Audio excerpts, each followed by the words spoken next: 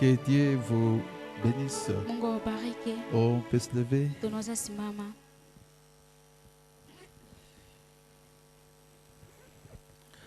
Ouvrons nos Bibles dans Apocalypse 3, Tufungue Biblia zetu ndani ya Ufunuo sura ya 3 verset 21 mstari à wa 22. 21 hadi 22. Disons notre Seigneur Tusome Jésus-Christ. mjina la Bwana Yesu Celui qui Kristo. vaincra, je lui donnerai de s'asseoir avec moi sur mon trône, comme moi aussi je vainquis, et je me suis assis avec mon Père sur son trône. Que celui qui a des oreilles écoute ce que l'Esprit dit aux assemblées. Amen. Yeye ashindaye nitamupa kuketi pamoja nami katika kiti changu cha enzi, kama mimi nilivyoshinda nikaketi pamoja na Baba yangu katika kiti chake cha enzi. Yeye aliye na sikio na alisikie neno hili ambalo Roho ayaambia makanisa. Amina. Amen. Amen. Prions Seigneur. Tumwombe Bwana. Grâce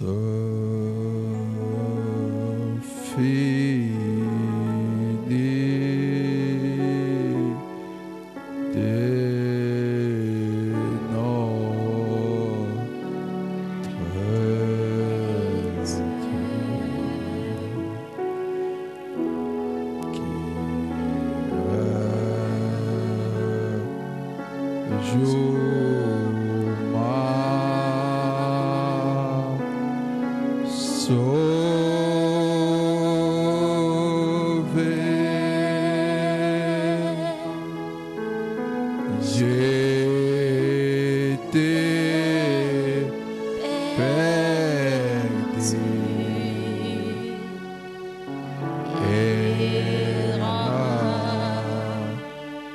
Dieu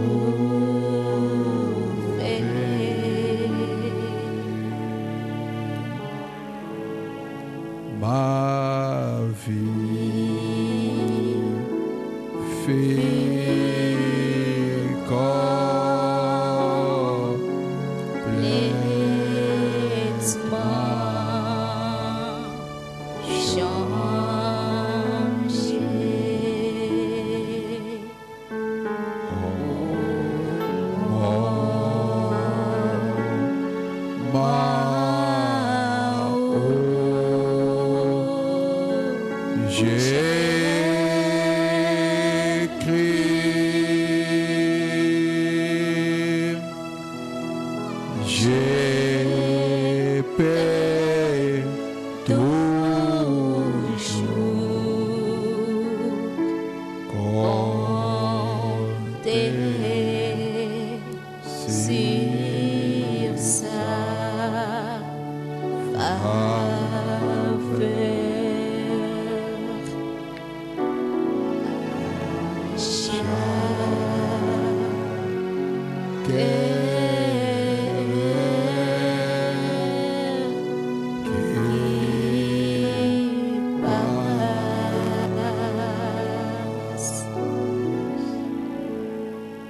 Merci Seigneur Jésus. Asante Bwana Yesu.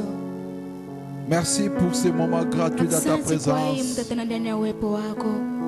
Comme on vient de les chanter, Na kwa Seigneur. kuimba Bwana, Seigneur, que ta ni grâce. kwa neema yako tu.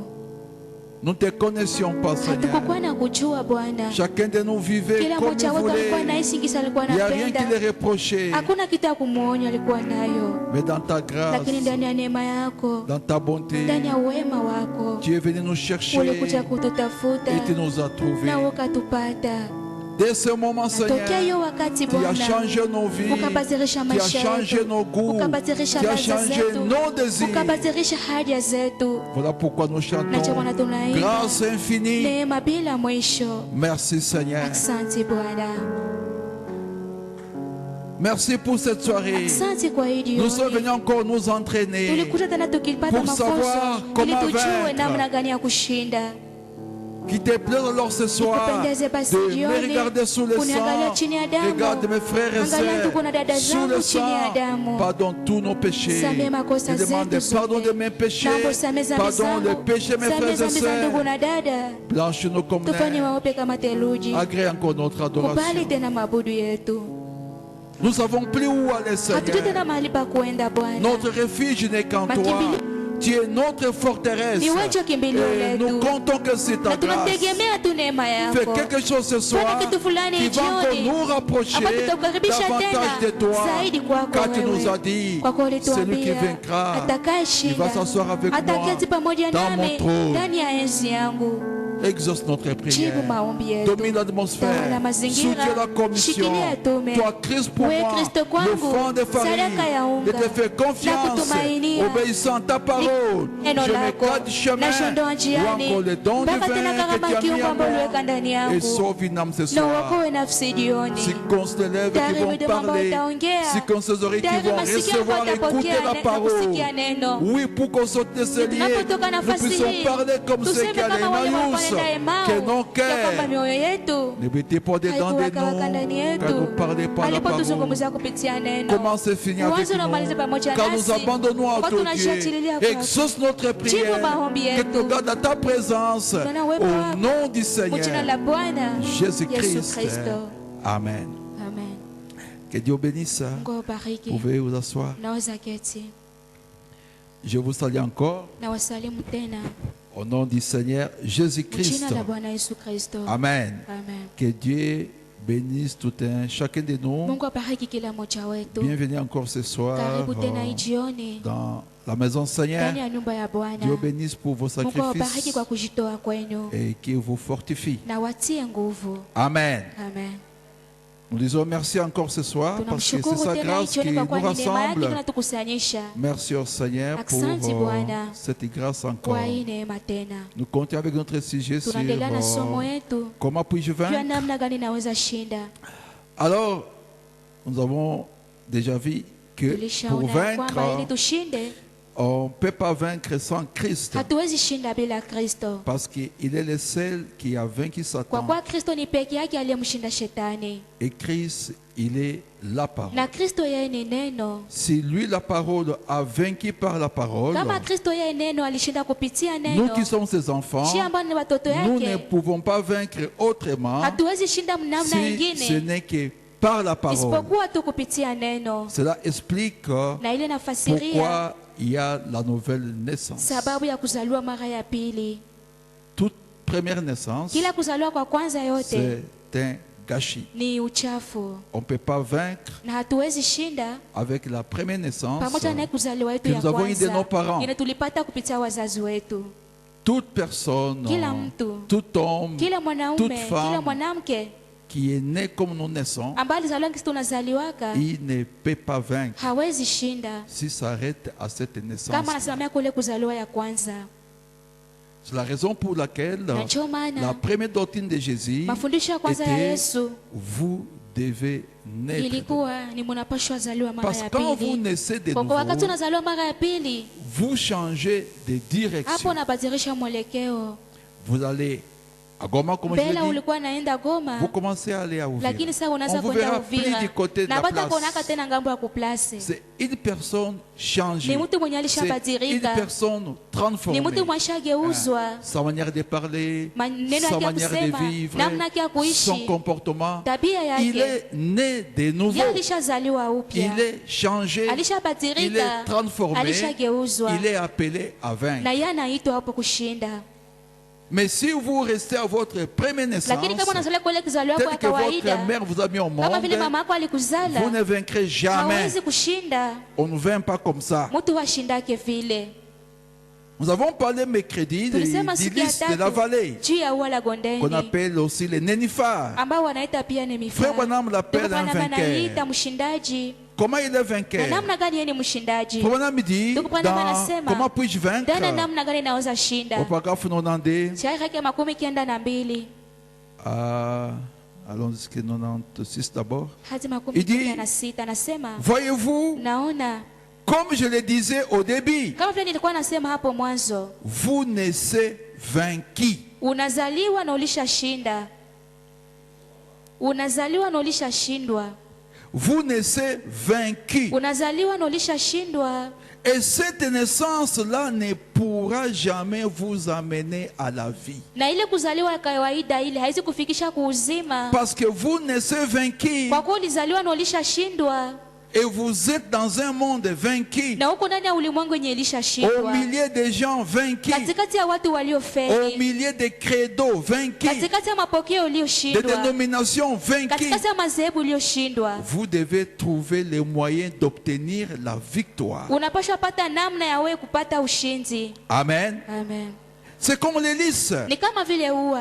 Les lys, à mon avis, est l'une des plus belles fleurs qui existent. Inakuwaka ua nzuri sana yenyewe inakuwaka. J'aime beaucoup les grands lys Kala. Naipendaka sana ile ua et les lys d'étang. Na ile ua la Gondeni. À mon avis, il n'y a pratiquement rien d'aussi beau qu'un grand lys d'étang. Hakuna kitu kizuri sana kama vile hiyo ua la Gondeni. Ce qu'on appelle le nénuphar. Ile ambayo wanaita nénuphar. Comment il est radieux. Namna gani inakuwa mzuri. Mais d'où sort-il? Lakini ni wapi njoo hiyo ua inatokeaka? Comment le lys est radieux. Namna gani ua inatokeaka kwa ya mzuri? Mais d'où sort-il? Inatokeaka wapi? C'était une petite semence au fond d'un étang boué. Nikambeko kakite kwa chini sana mu matope. Quand j'ai dessiné ici, les lys, c'est une petite semence sous le fond d'un étang. Tout ça c'est la boue. Et ça c'est l'eau. Vous voyez, il est ici en bas, tout au fond de l'étang. Il est radieux quand il sort. Mais d'où sort-il? C'est une petite semence au fond d'un étang boué, vasé. Bon. Pourtant, tout l'éclat radieux avec lequel il brillera se trouve déjà dans cette petite semence.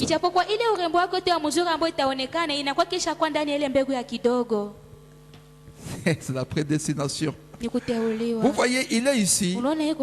Il est dans la boue. Où ça pue. Il doit se démener pour sortir en la vie qui va faire pour se briller ici ne vient d'ailleurs. Cette vie-là est toujours ici en lui. Je me fais comprendre.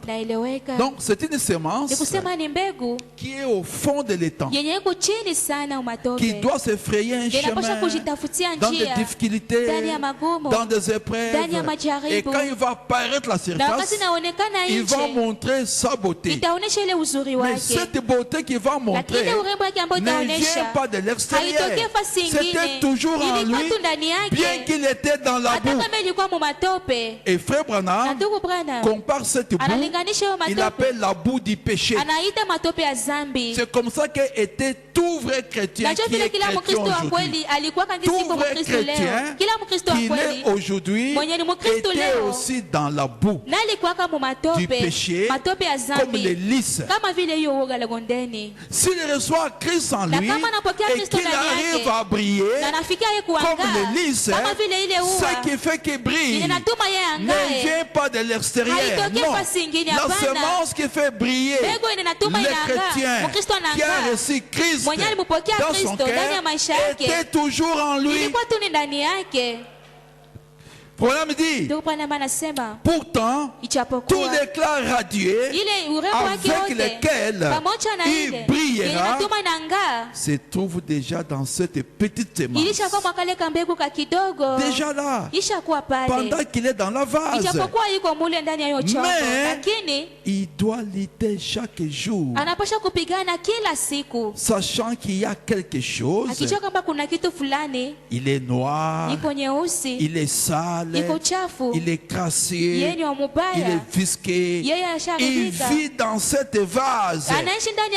Mais il se fait malgré tout un chemin à travers la boue, à travers la vase, à travers les eaux. Ces endroits stagnants ile Tanya? nafasi ambayo kuko maji ya uchafu Iko na dema jusqu'à ce qu'il sorte la tête, mpaka kisi itatosha kichwa, se retrouve au-dessus ninajikuta dans la juu, lumière iko juu et kumwangaza, exprime na ce inaonesha qui était caché en lui depuis toujours. na inaonyesha Biblia ilikuwa naficha Amen. ndani yake wakati Donc yote. l'hélice, Ni kusema wala la gondeni, beauté qu'il va exprimer ile urembo ambayo a taonesha toujours été en lui. ilikuwa tu ndani Mais yake, pour qu'il arrive à lakini l'exprimer, ili afikie kuonesha hiyo uzuri il doit wake passer par des épreuves. anapasha kupitia kumajaribu, Il doit passer par des anapasha difficultés. pitia kumagumu. Est-ce que tu comprends? Unaelewa? Tu es un fils de Dieu, Wewe ni mwana wa tu es une Mungu. fille de Wewe ni Dieu. binti wa La Mungu. vie de Christ est en Uzima toi wa Kristo uko parce ndani qu'il yako. t'a prédestiné à la Kwa vie. kuwa alikuteua kwa Mais uzima, pour que tu arrives lakini ili à sasa ufikie exprimer kuonesha cette vie-là ile uzima que Dieu a mis en yenye toi, Mungu alitia ndani voilà yako, pourquoi il y a des épreuves. na ndio maana majaribu iko pale. Tu dois passer par là. Unapasha pita kwa hiyo Et quand majaribu, tu passes par na là, wakati unapita kwa hiyo à la majaribu, fin de tes épreuves, mwisho basi ya majaribu quand tu auras yako, vaincu, wakati utakuwa alors ulishinda, tu vas montrer ta beauté. pale basi utaonesha ile uzuri Et wako, tout le monde peut na t'apprécier. kila mtu anaweza Comme kukufurahia le lys la vallée. kama vile ua la Oh, gondeni. quelle jolie fleur. Ni ua gani Oh, zuri, je vais la prendre na mimi ndaikamata pour la mettre dans ma maison. niitie mwa nyumba Oh, yangu. quelle jolie Ni fleur. ua gani On va zuri, s'inspirer de ça. itafu On peut avoir une prédication. tunaweza kuwa na À mahubiri partir de kupitia ça, ile on ua, peut chanter un cantique. tunaweza imba nyimbo, Mais il vient d'où? lakini inatokea Il wapi? vient de la boue. Inatokea Et mumatope, il a vaincu na ilishinda pour étaler sa juu beauté. aoneshe ile urembo wake. Voilà à quoi servent les épreuves. Ile ndio sababu ya majaribu. Voilà, me dit. Ndio Branham anasema, Voilà selon moi un vainqueur. ona basi kulingana na mie mshindaji ni nani? Autrefois, Wakati il ingine était dans les péchés. yeye alikuwa ndani ya zambi, Autrefois, wakati il zamani faisait ce qui est mal. alikuwa anafanya kitu kibaya, Mais maintenant, lakini sasa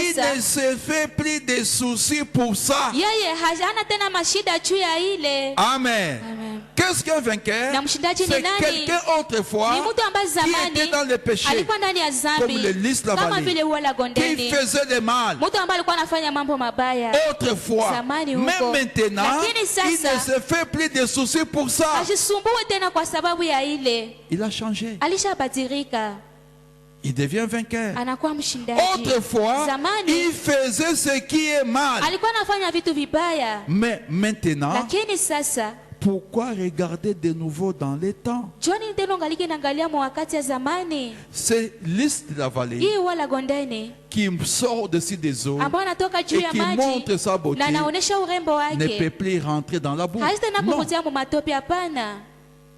Alors, comment un chrétien Aende qui a Mkristo vaincu, mwenye qui alishashinda va encore retourner dans la boue? atakuza tena mu matope? Mais il n'y a pas de type. Hakuna mfano, À moins que tu étais imitateur. akosa tu kama ulikuwa Ce mwigaji. sont des imitateurs. Ni Donc, waigaji. ce sont des personnes Ni watu qui essayent ambao wanajaribu de vivre une vie kuishi maisha qu'ils n'ont pas. yenye hawana nayo, Il n'a pas la vie chrétienne en hana lui. maisha ya Kikristo ndani Il n'est yake, pas né de nouveau hazaliwe upya pour que la vie coule en lui. juu ile maisha Mais iburujike il ndani essaie yake, quand même de faire lakini quelque hata vile chose anajaribu kufanya par kitu lui-même. kwa yeye mpeke, kwa nguvu Il zake, va na rétrograder. pale atarudia nyuma. La vie chrétienne ici, Maisha ya Kristo c'est la hapa vie. ni uzima, Et quand on dit que c'est la na vie, wakati unasema kama la ni vie uzima, coule. uzima inatiririkaka ndani ya mtu.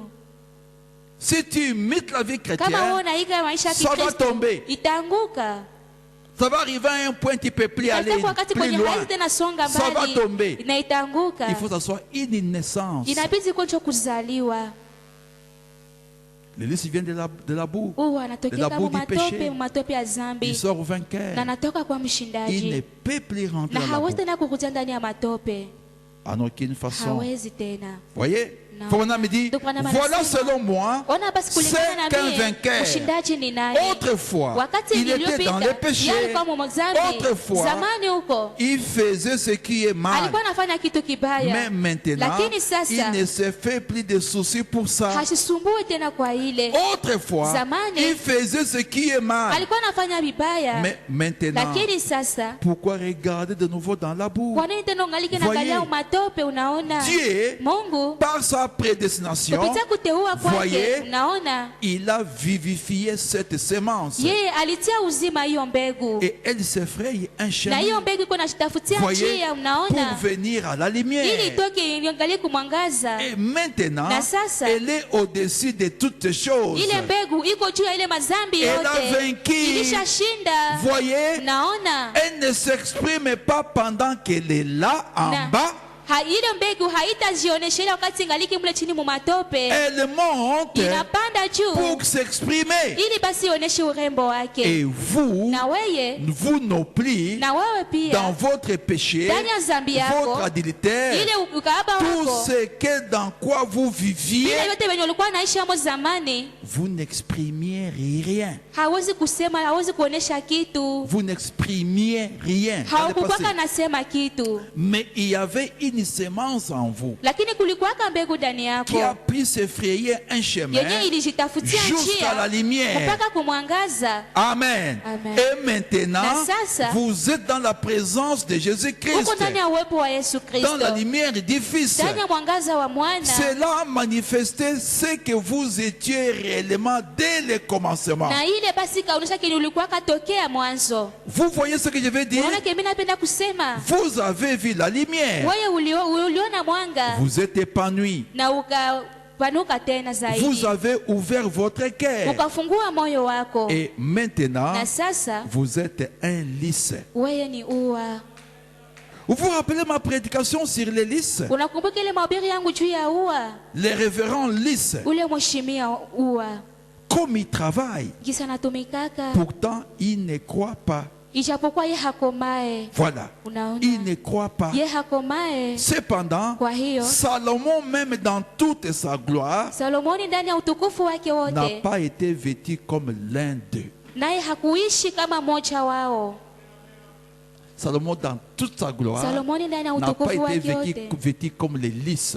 hakushinda kama vile ua. Regardez-les. Muangalie, Il ne prend rien pour lui-même. yeye hakamate kitu kwa ye mwenyewe. Les lys ne cherchent pas son propre intérêt. Ua ye hatafutaki faida yake mwenyewe. Qu'est-ce qu'il fait? Anafanyaka nini? Il offre généralement sa beauté, Anatowaka ile urembo wake kwa watu sa wote, vie, ile uzima afin wake, que d'autres la voient. ili wengine watu waione, Sa vie s'exprime au dehors, na uzima wake unaonekaniaka nje, afin que d'autres voient la gloire qui est en lui ili watu waone ile utukufu ambao uko ndani ya hiyo ua, et qui était en na yenye lui ilikuwaka ndani dans yake, cette boue. ndani ya hiyo matope. Maintenant, Lakini sasa, il est au-dessus. Kisha kwa juu, Un chrétien reste chrétien. Mkristo anakuwaka tu kwa Mkristo. Dieu t'a prédestiné Mungu à la alikuteua vie, kwa uzima, mais tu entres dans un processus. lakini unaingia ndani ya mdundo Il doit te fulani. purifier. Anapasha Il doit te kukutakasa, sanctifier. anapasha Comme kukutakasa le lys la kama vallée, vile ua la pour que kondeni, tu étales ta beauté. ili na wewe uoneshe basi urembo Et ça, wako. tu dois passer par des Na pale épreuves. unapasha pitia kumajaribu.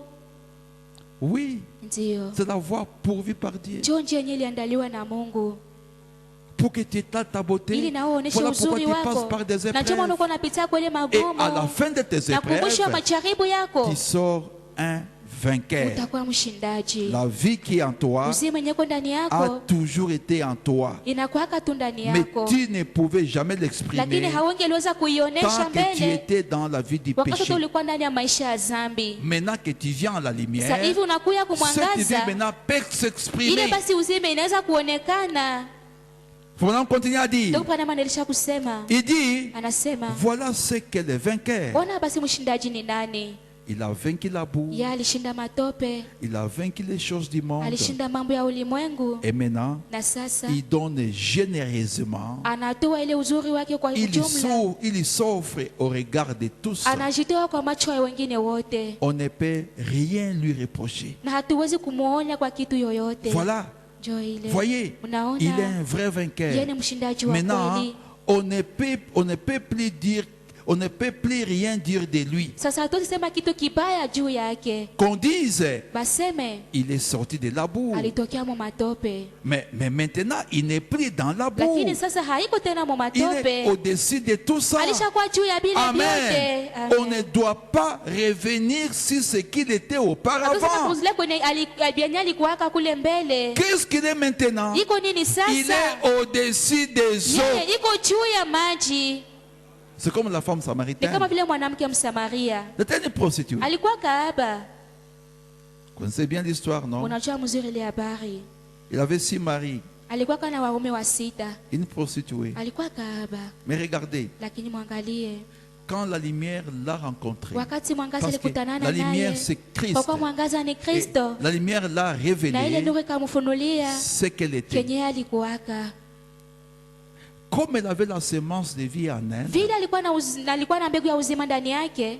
nulle part il a encore dit qu'elle est rentrée dans la prostitution. Hakuna tena nafasi nyingine Non, kwa wanasema kwamba alirudilia mwele parce ukahaba. qu'elle Hapana. était une Kwa semence. kuwa yeye alikuwa mbegu. Il suffisait qu'elle soit en contact avec la lumière Ilikuwa tunaomba akwete muhusiano na hiyo nuru pour qu'elle change. ili apate Et la kubadirika. preuve est en elle que Nazirisha iko quand kwamba Jésus leur a parlé, wakati Yesu alisema naye elle n'a pas discuté. hakubishana na Yesu. Elle a dit quoi? Alisema On nini? nous avait dit Bali tuambiaka que le Messie ya kwamba viendrait Masia et atakuja il ferait ces choses. na atafanya mambo Je haya. vois que Naona qui kwamba est ce ni prophète? wacho yule nabii. Écoutez, il y Msikie. a un vrai dollar, Kuna il y a aussi makuta kweli un faux na kuna dollar. dolari ya Il y a bongo. des gens qui croient Kuna watu ambao et ils wanaamini croient na réellement. wanaamini kiukweli. Il y en a. Kuna kuaka, Mais il y a aussi des faux. lakini pia kuna wale wa uongo. Une semence reste une semence. Mbegu au ni Donc, mbegu tu ne tu. peux pas être une semence de Dieu Hawezi et kuwa mbegu ya qu'on te Mungu. présente la parole Kisha wakuoneshe et tu neno. demeures dans le mal. Kisha wao baki tu mwele mabaya. Non, non, non. Hapana, Il n'y a pas de type. hakuna mfano. Eh? Les faux dollars existent. Dolari ya bongo Les vrais inakuwaka dollars aussi na dolari existent. ya kweli ndio Parce que inakuwaka. pour avoir un faux Kwa dollar, kitu upate dolari ya il faut d'abord bongo avoir un inabidi vrai. kwanza kukua dolari ya kweli. Si base du vrai dollar, kupitia ile on dolari va ya maintenant kweli, chercher à faire les Ndio faux. wasitakiwa wasitengeneze amo ya Les vrais bongo. chrétiens, je vous dis, Wakristo wa kweli ils nawaambia existent. wanakuwaka Comme cette prostituée. kama vile ukahaba. Dès que la lumière l'a Basi frappée, tule nuru ilimupiga, bien au contraire, elle est partie en ville akaenda njo ndani ya pour dire aux mji gens, ili awaambie venez watu, voir njoni muone lui qui m'a dit ule tout ce ambaye que j'ai niambia fait. vyote vyenye Elle était nilifanya. changée Yeye parce akabadirika. qu'elle était au départ une semence. Tokea mwanzo yeye alikuwa mbegu. Comment on te parle, on Acha hapo t'exhorte, nakwambia on te banakuonya, prêche, mais banakuhubiri, tu ne changes lakini jamais. kubadirika haubadirike. Finalement, qui est ton père? Nani njo babako mwishowe? Eh? On te prêche, on te Banakuhubiri, parle, on t'exhorte. banakuonya. Mais c'est comme si on versait de Iko l'eau sasa wako na sur mwagia le dos d'un maji canard. kumgongo Quand ya tu bata. bouges un peu, Sio tu unajitikisa deviens kidogo. comme s'il n'y a même pas une Unakosa goutte. kisi hakuna hata toni ya maji ilikuingia yako. Hein? Mais une semence. Uko Non. mbegu hapana. Quand on lui dit, voici ce que Wakati dit la wanakwambia one parole. venye neno inasema, Ah bon, ça dit ça. neno inasema hivi, Il se range. na anajitengea, anaingia kwa Il mstari, regrette les erreurs du passé. anajuta makosa yake ya wakati iliyopita. Vous voyez? Naona Peut-être que tu as un faux dollar. wenda basi uone dolari ya bongo Ça existe les faux dollars. nayo n'est-ce pas? inakuwaka, Mais c'est un faux. lakini ni ya bongo, Mais il ressemble au dollar. lakini nayo inafanana kama makuta ya Si kweli. quelqu'un n'est pas informé, Kama mtu yeye hana habari, on peut lui tromper avec wanaweza ça, kumdanganya na ile makuta, avec un faux dollar. pamoja na ile makuta ya bongo, Ça va servir à rien. na haitasaidia kwa lolote. Voilà, les lys Uwa de la vallée, Ou à la Gondani. les révérends lys mheshimiwa avaient la Uwa semence de vie en lui. alikuwa na mbegu ya uzima ndani yake, Mais tant qu'il était dans cette boue, sote alikuwa ndani ya ile il ne matope, pouvait pas montrer sa beauté. hangeweza kuonesha ile uzuri Tant que wake. le chrétien est Wakati dans la wote boue du Mkristo yuko ndani péché, ya matope ya il zambi, ne peut pas vaincre. hawezi Il ne kushinda, peut pas montrer la beauté de la parole qui est en lui. hawezi kuonesha ile urembo wa neno yenye iko ndani Mais yake. dès qu'il a vaincu, Lakini wakati tu dès qu'il a alishashinda, vaincu le monde, wakati alishashinda dès qu'il a vaincu ulimwengu, les wakati péchés, alishashinda zambi, il monte au-dessus des eaux anapanda juu ya maji, et il peut montrer sa beauté. na pale basi anaweza Il peut kuonesha urembo étaler sa wake, beauté. anaweza kuonesha urembo wake kwa Et watu tous ceux qui wote, vont le na voir, wote ambao watamuona ils vont l'admirer. watamfurahia. Et les lys de la vallée, Na wala dès gondeni qu'elle a sa beauté, wakati tunaonyesha ile il urembo ne wake, rentre plus dans la boue. hata kuzata na Non, mumatope, hapana. un chrétien qui est né de nouveau, Mkristo un aliyezaliwa upya, chrétien qui a reçu Christ, Mkristo mwenye alimpokea ne peut Kristo plus rentrer dans ce qu'il a vomi, hawezi kuzaa mbenye alitapika, à moins qu'il soit un chien. akose kama yeye ni umbwa. C'est le chien qui rentre à ses Nipo tena vomissements. kuziliaka kubitapikio yake, Mais un chrétien ne lakini rentre Mkristo jamais dans les vomissements. hakuziliake mubitapikio, Ça devient au contraire la nausée. pale basi binaweza ndio muletea noze. Et voilà ce que le vainqueur. Ona mshinda Il a duniani. vaincu la boue. Alishinda Il a matope. vaincu les jours du monde. Alishinda mambo ya Et ulimwengu. maintenant, Na sasa, il se donne généreusement. anajitoa, Il s'offre au regard de tous. anajitoa kwa watu wote. On ne peut rien lui reprocher. Hawezi muonya kwa kitu Voyez, yoyote. il est un vrai Mnaona vainqueur. yeye ni mshindaji wa Maintenant, kweli, on ne peut plus rien dire de na lui. alisema kitu kibaya zidi yake, Qu'on dise, hata baseme il est sorti de la boue. salitoka njo mu matope. Mais maintenant, il n'est plus dans la Lakini boue. sasa haiko tena mu Il est matope, au-dessus de tout ça. alishakuwa juu ya vile Amen. vyote. Amen. Alors, Na sasa, on ne doit pas revenir sur ce qu'il était auparavant. hatuta kutana kutilia kwa yule wenye alikuwaka zamani. Qu'est-ce qu'il est maintenant? Alishakuwa njo nini sasa? Il est au-dessus. Haiko juu Comme la femme samaritaine. kama vile mwanamke Msamaria. Alors, Frère Branham nous dit, Ndio kwa nama anatuambia ici au paragraphe 97, ukurasa wake 97, quand maintenant les lys de la vallée a wakati sasa wana vaincu, gondeni ilishinda, il s'étale, il a vaincu la boue, il a vaincu les alishinda péchés. matope, alishinda Qu'est-ce qui se dhambi. passe? Nini njo Paragraphe inapitikana? 97, Ukurasa wake 97 on descend à 100. tunashuka.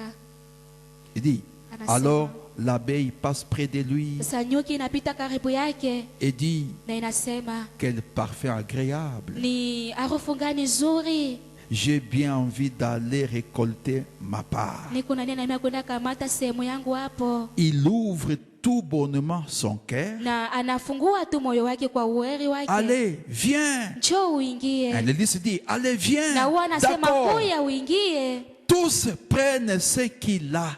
na wote wanakamata kenye ile uwa iko nayo. Voyez, Unaona, il est un vrai pasteur. yeye ni mhubiri wa kweli, Il exprime la gloire de Dieu. anazihirisha utukufu wa Bwana. Pourtant, Ichapokuwa voyez d'où il est sorti. muone kwenye alitokea, Il lui a fallu vaincre pour en arriver là. ilibidi ashinde njoo atokee kuonekana Est-ce que tu peux vile. dire Amen? Unaweza kusema amina? Est-ce que ta vie aussi peut influencer quelqu'un? Nao maisha yako unaweza kumshawishi mtu, Quelqu'un qui devient chrétien à cause de na toi. mtu akuwa Mkristo juu ya maisha yako. Il dit non, non, je vais être comme cette femme. Nasema hapana, mimi napenda kuwa kama huyo Je mwanamke, vais être comme cet homme. napenda kuwa kama huyo Quelqu'un peut mwanaume. t'envier comme Kuna ça. mtu anaweza kukutamani hivyo, C'est la meilleure des choses. ile ndio kitu ya mzuri.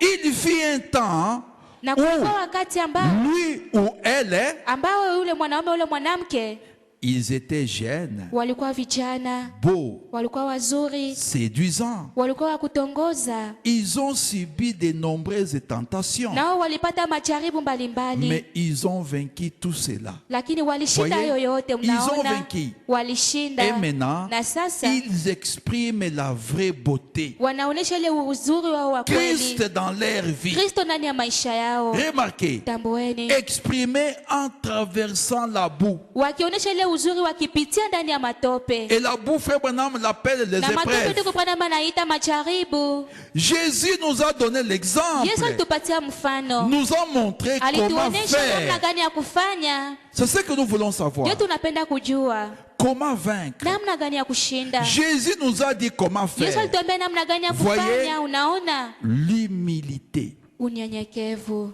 Donc, après que, pour vaincre, Ni kusema ili wewe ushinde, nous avons vu il faut garder la vie en soi. tuliona kwamba inabidi kulinda uzima ndani yako. Pour vaincre, Ili ushinde, il faut garder la vie en inabidi toi. kulinda uzima ndani yako. Pour vaincre, Ya pili, ili ushinde, il faut avoir le baptême du inabidi Saint-Esprit. kuwa na ubatizo wa Roho Mtakatifu.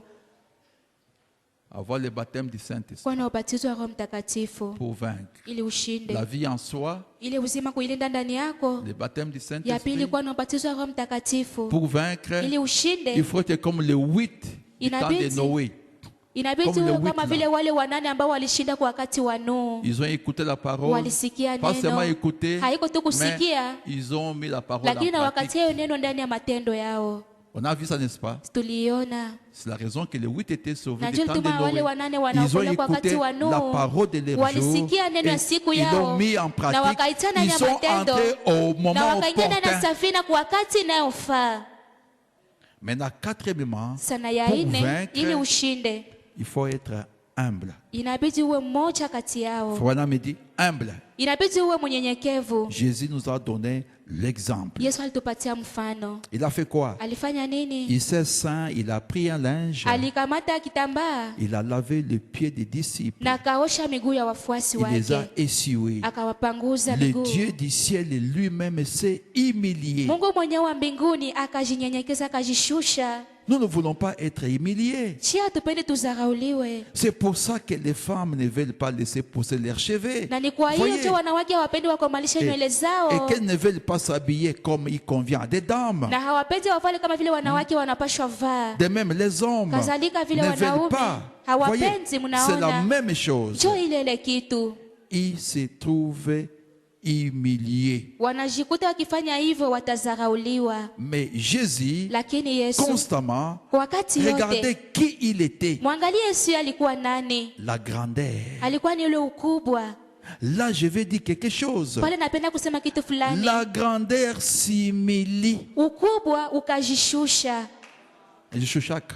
Ukubwa La unajishushaka. grandeur s'humilie. Ukubwa unajishushaka. Ce qui est grand Kile kinakuwa kia mkubwa s'abaisse. kinajishushaka. La grandeur. Ukubwa La grandeur, Ukubwa c'est l'humilité. ni unyenyekevu. Faut bana me dit, Ndio kwa nini anasema n'oubliez pas ça, église. msisahau unyenyekevu kanisa. On peut dire amen. Tunaweza kusema amina. La grandeur, c'est Ukubwa l'humilité. ni unyenyekevu. La grandeur s'exprime par l'humilité. Ukubwa unaonekanaka kupitia unyenyekevu Et non pas de manière raffinée. na haiko kupitia ile namna ya kujichorachora. Attention, Hapana, je angalisho. ne parle pas d'être sale. Mimi siseme kuwa mchafu, Je parle d'être humble d'esprit. nasema kuwa mnyenyekevu wa Voyez, roho. je ne Mnaona, parle pas de sortir sans se laver, sipendi kusema kwamba utoke bila kunawa, sans se débarbouiller. bila wewe kujitakatisha. Non, Hapana, ça vous devez le faire. ile unapasha Vous le kuifanya, savez. ile mnaijua. Donc être humble, Nikusema kuwa ce n'est pas mnyenyekevu sortir, tu n'as pas brossé la haiko bouche, kutoka na brosser les dents. haukurese kinywa. Dis que non, Hapana, j'ai pas brossé jo parce que useme je suis mimi humble. Non, sikusukula meno juu niko mnyenyekevu.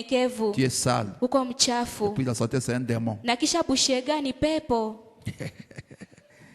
Non, non, je ne me suis pas lavé, je suis humble. Mimi sikunawa juu niko Je vais mnyenyekevu. sortir sans me laver. Natoka Non, na non, sinawe. c'est pas ça Hapana, l'humilité. ila haiko njoo unyenyekevu. Frère Branham me dit, Ndio Branham mais je anasema parle de l'humilité, niko tu de nasema la njoo véritable unyenyekevu. Ile humilité. unyenyekevu wa Pas quelque kweli. chose d'artificiel. Haiko kitu ya bandia. Quelque chose qui est vraiment là. Lakini ni kitu yenye iko pale. La vraie humilité. Unyenyekevu wa kweli. Frère Branham me dit, Ndio Branham la anasema nature a été sa première Bible. maumbile ndio ilikuwa Biblia yake ya kwanza. Il dit vrai. Anasema Regardez kweli. la nature. Mwangalie maumbile. Si vous êtes un Kama observateur, unakuwa kuchunguza vous maumbile, verrez Dieu dans la nature. utamwona Mungu ndani ya maumbile. Qui a déjà vu les champs des champs de riz? Wangapi ndio walishakaona shamba ya miinzi ya mchele? Voilà. Les champs de riz, Shamba ya mchele quand il est à ses débits, quand wakati il est vide, wakati haiyakwamo kitu ndani, toutes les têtes sont hautes comme ça. vitu vyote vinakuwa kabiko yulu vinasimama Parce qu'il est vide. kwa kuwa hamna kitu. Quand vous touchez un peu ce qui ressemble, ce qu'on appelle la balle, hein, ce qui ressemble au grain, et quand vous pressez, il n'y a Sasa rien. unaiponda unakuta hamna vide. kitu. Vous verrez Iko dans tu tous vile. les champs, Utaona toutes les mshamba têtes sont yote, comme ça. vichwa vyote vinasimama. Mais attendez un moment, Lakini ungoje wakati fulani, lorsque le lait va commencer à se former, wakati ile mchele inaanza kuingia ndani ya hiyo kapi, la position change. ile msimamo wake Vous ne inapatirika. verrez aucun de la tête levée. Hakuna tena yenye Non. utaona kichwa yake inasimama, Tous courbent la tête. yote inakunjamisha vichwa. Pourquoi? Juu ya nini? Parce qu'ils sont pleins. Zinajawa, Ils ont quelque chose dedans. ziko na kitu fulani humo ndani. Une personne qui a Christ en lui, Mtu mwenye kuna Kristo ndani il yake, est humble. anakuwa kama Parce que Christ mnyenyekevu. lui-même est Kwa kuwa Kristo yeye humble. mwenyewe ni mnyenyekevu. Ce sont des gens qui n'ont rien, qui parlent Ni beaucoup. watu wenye hawana kitu, ndio wanasemaka sana. C'est ça le monde, malheureusement. Ndio dunia ile kwa ole. Les grandes personnes, ils Watu vont te faire wakubwa voir comme si c'est toi qui watajionyesha sasa es. vile wako wa kidogo sana. Frère Madame l'a dit. Ndugu Branham Quand tu es avec anasema une grande personne, wakati unaona il mtu va mkubwa te faire voir comme si atakuonesha c'est toi qui es grand. kasa vile wewe ndio mkubwa kwake.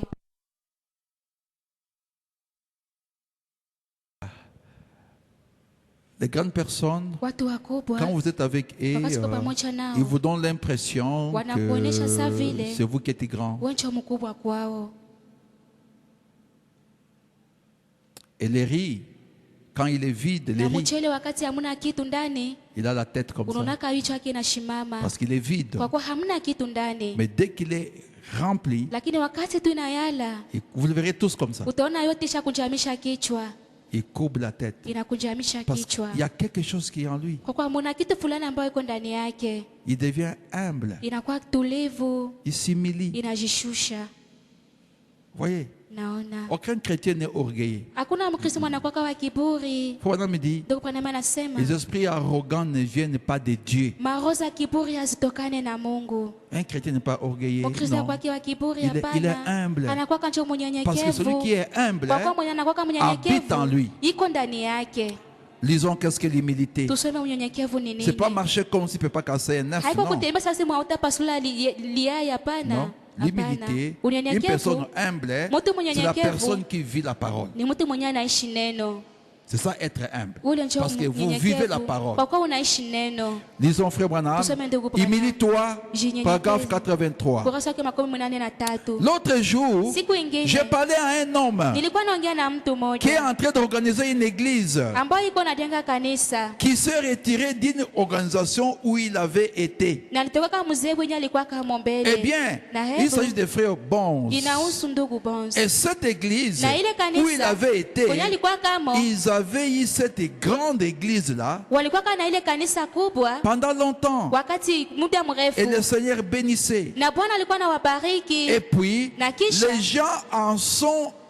gens en sont venus à vouloir se moderniser Watu wakapenda basi wako wa kisasa comme les autres kama vile wengine et s'intégrer à une organisation. na wakijiunga kwa zehebu ingine. À ce Kwa moment-là, hiyo wakati ces chrétiens humbles wale wa Kristo, ule Mkristo wale wa Kristo wanyenyekevu qui étaient là, ambao walikuwa huko, ils ne voulaient pas de ça. wao hawakuwa napenda ile usirimu. Toute leur vie, Maisha yao ils yote avaient reçu un enseignement contraire à ça. walipataka mafundisho yalikuwa yanapingana na ile usirimu. Alors, ils sont partis. Sasa wakatoka huko. Tu comprends? Naelewa. Dieu te bénisse. Tu me suis bien, c'est ça. Tu m'aides beaucoup. Dieu te bénisse. Amen. C'est-à-dire, Ni ces kusema, chrétiens humbles wale Wakristo qui wanyenyekevu étaient ambao là, walikuwaka ils kule ne voulaient pas du modernisme. hawakuwa napenda ile kisirimu. Parce que depuis longtemps, Wakatokea wa ils zamani, avaient reçu walipokea un enseignement contraire à ça. Walipokea kama mafundisho yalikuwa yanapingana na ile usirimu. Alors ils sont sortis. Basi wakatoka kule.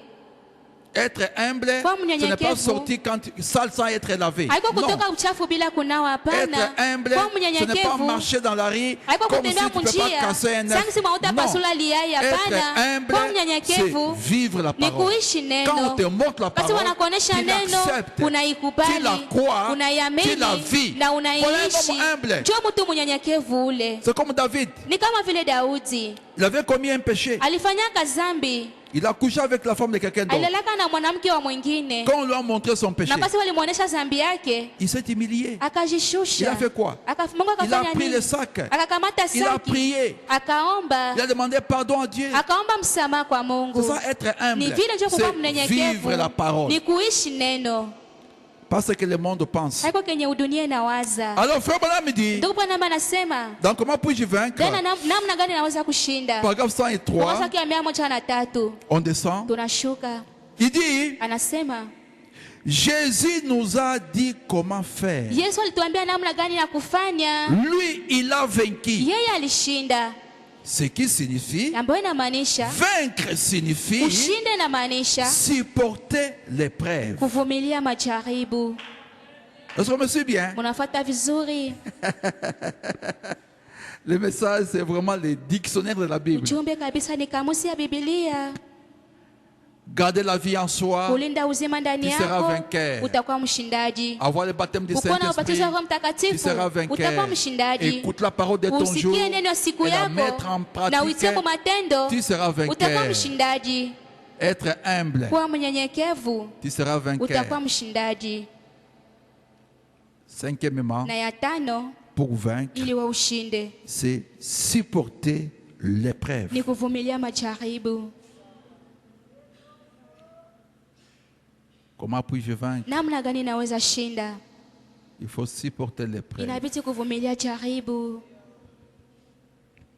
Supporter l'épreuve. kuvumilia jaribu. Voilà, comme tous les saints d'autrefois l'ont fait. Kama vile watakatifu wa zamani nao walivumilia, Supporter l'épreuve. walivumilia jaribu, Comme Jésus l'a fait kama vile Yesu au alifanya milieu de tous ses ennemis. katikati ya wale madui Il a wake. supporté l'épreuve. Alivumilia jaribu Devant tout ce qu'il a dit affronter, mbele ya yote ambayo ilibidi pambane nayo. il s'est montré à la hauteur. Yeye alionekana tu kuwa juu ya yote, Quand il a dit affronter la maladie, na wakati ilibidi pambane na magonjwa, lui qui était le Messie, yeye ambaye alikuwa Masia il a guéri les gens. aliwaponya watu. Quand il a dit affronter la mort, Wakati ilibidi pambane na kifo, il a ramené à la vie. alirudisha kwa uzima, Quand il a dit alifufua. affronter le calvaire, Wakati ilibidi pambane na sa Kalvario, propre mort, kifo yake il a mwenyewe, triomphé d'elle en se livrant lui-même. alishinda hiyo kifo kwa kujikomboa mwenyewe. Comment ça? Namna gani ile? Par la Ni parole. kupitia neno. Voilà. Njo ile, On ne peut pas vaincre sans la parole. hauwezi shinda bila neno. Pour sa propre vie, Juu ya maisha yake au mwenyewe calvaire, pale il a Kalvario, vaincu alishinda par la parole. kupitia neno. Il avait dit, Akasema, alisemaka, détruisez ce temple bomoeni et hekalu je les relèverai en na 3 jours. nitaisimamisha baada ya siku 3. La parole l'avait dit. Neno ndio lisemaka. Voyez, Naona et en présence de la parole, na mbele ya neno il a triomphé, yeye alishinda, il a vaincu la mort. alishinda kifo. David avait déjà dit depuis longtemps. Daudi alikuwa kashasema kuna wakati C'est mrefu. Dieu en David qui avait parlé. Ni Mungu ndani ya Je Daudi ne ndio laisserai alisemaka, pas mon sein voir la corruption. sitamwacha mwana wangu aone uharibifu. Et frère Branham me Na dit, ndugu Branham la anasema corruption ile uharibifu mapatano s'installe après 72 heures.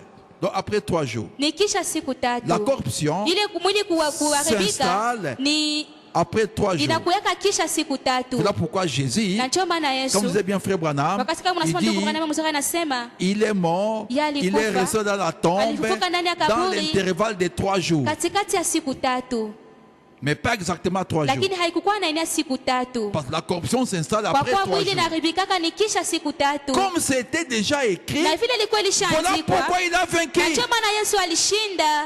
Comment toi tu vas vaincre? Namna gani na Parce que utashinda? Jésus a dit, Kwa kuwa Yesu alisema, c'est lui qui vaincra. Atakaye shinda Dans un âge pourri ndani ya kizazi de kilichooza l'Odyssée, kiatikia, où Jésus est mis en dehors de ambao Yesu l'église, iko nje ya kanisa yake, néanmoins, lakini hata c'est dans vile cet âge ndani ya ile où il y kizazi aura des ndio vainqueurs. tutakuwa Alors washindaji. comment on va vaincre? Namna gani utashinda? Si lui la parole Kama yeye n'est neno pas dans l'église, haiko ndani ya comment on kanisa, va vaincre? namna gani tutashinda? Parce qu'il y a ceux qui vont Kwa recevoir la kuna wale parole. ambao watapokea La neno, parole de leur jour. neno ya siku yao, Et la parole de leur jour na neno ya siku yao n'est pas adressée à tout le monde. haiko neno ambayo inaletwa kwa watu wote. Non. Hapana. On a lu, n'est-ce pas, ici, Tulisoma hapa du temps de Jean-Baptiste. wakati wa wana mbatizaji, Il y avait combien de kulikuwa vainqueurs? washindaji wangapi? 6. Walikuwa 6, Zacharie, Zakaria Élisabeth, na Elizabeti, Joseph Yusufu et Marie, na Maria, Siméon Simeoni et Anne. na Ana. 6. Walikuwa Du 6 temps de Jean-Baptiste. wakati wa Yohana Le Mbatizaji. message de l'air Ujumbe wa n'est wakati pas pour tout le monde. haiko juu ya watu wote, C'est pour les ni prédestinés. juu ya wale tu waliotolewa kwa uzima. Il faut me dire, Na ndio Bwana un anasema, homme et une femme. mwanaume mmoja, Un homme mwanamke, et une femme. mwanaume na mwanamke, Elizabeti, Zacharie et Zakaria na Elisabeth, Joseph et Elizabeti, Marie, Yusufu na Maria, Siméon, Anne, Simeoni na un Ana, homme et une femme. mwanaume na Il dit, mwanamke. c'est Christ Anasema et ni Kristo l'Église. na kanisa. On ne peut pas vaincre sans la parole. Hatuwezi kushinda Qu'on bila te trompe neno, pas. basi kudanganye. Si tu n'es pas né de nouveau, Kama hauzaliwe upya, tu ne peux pas vaincre. hawezi shinda. C'est la vérité. Ni kweli. Voilà pourquoi il faut bien commencer. Ndio maana inabidi uanze vizuri. Pourquoi tu crois au message? Jua nini unaamini ujumbe. Sinon, Kama haiko tu vile, auras des difficultés en chemin. utapata mashida munjia. Pourquoi tu crois au Jua message? nini unaamini ujumbe? Qui t'a dit de croire Nani mwenye au alikuita message? uamini ujumbe?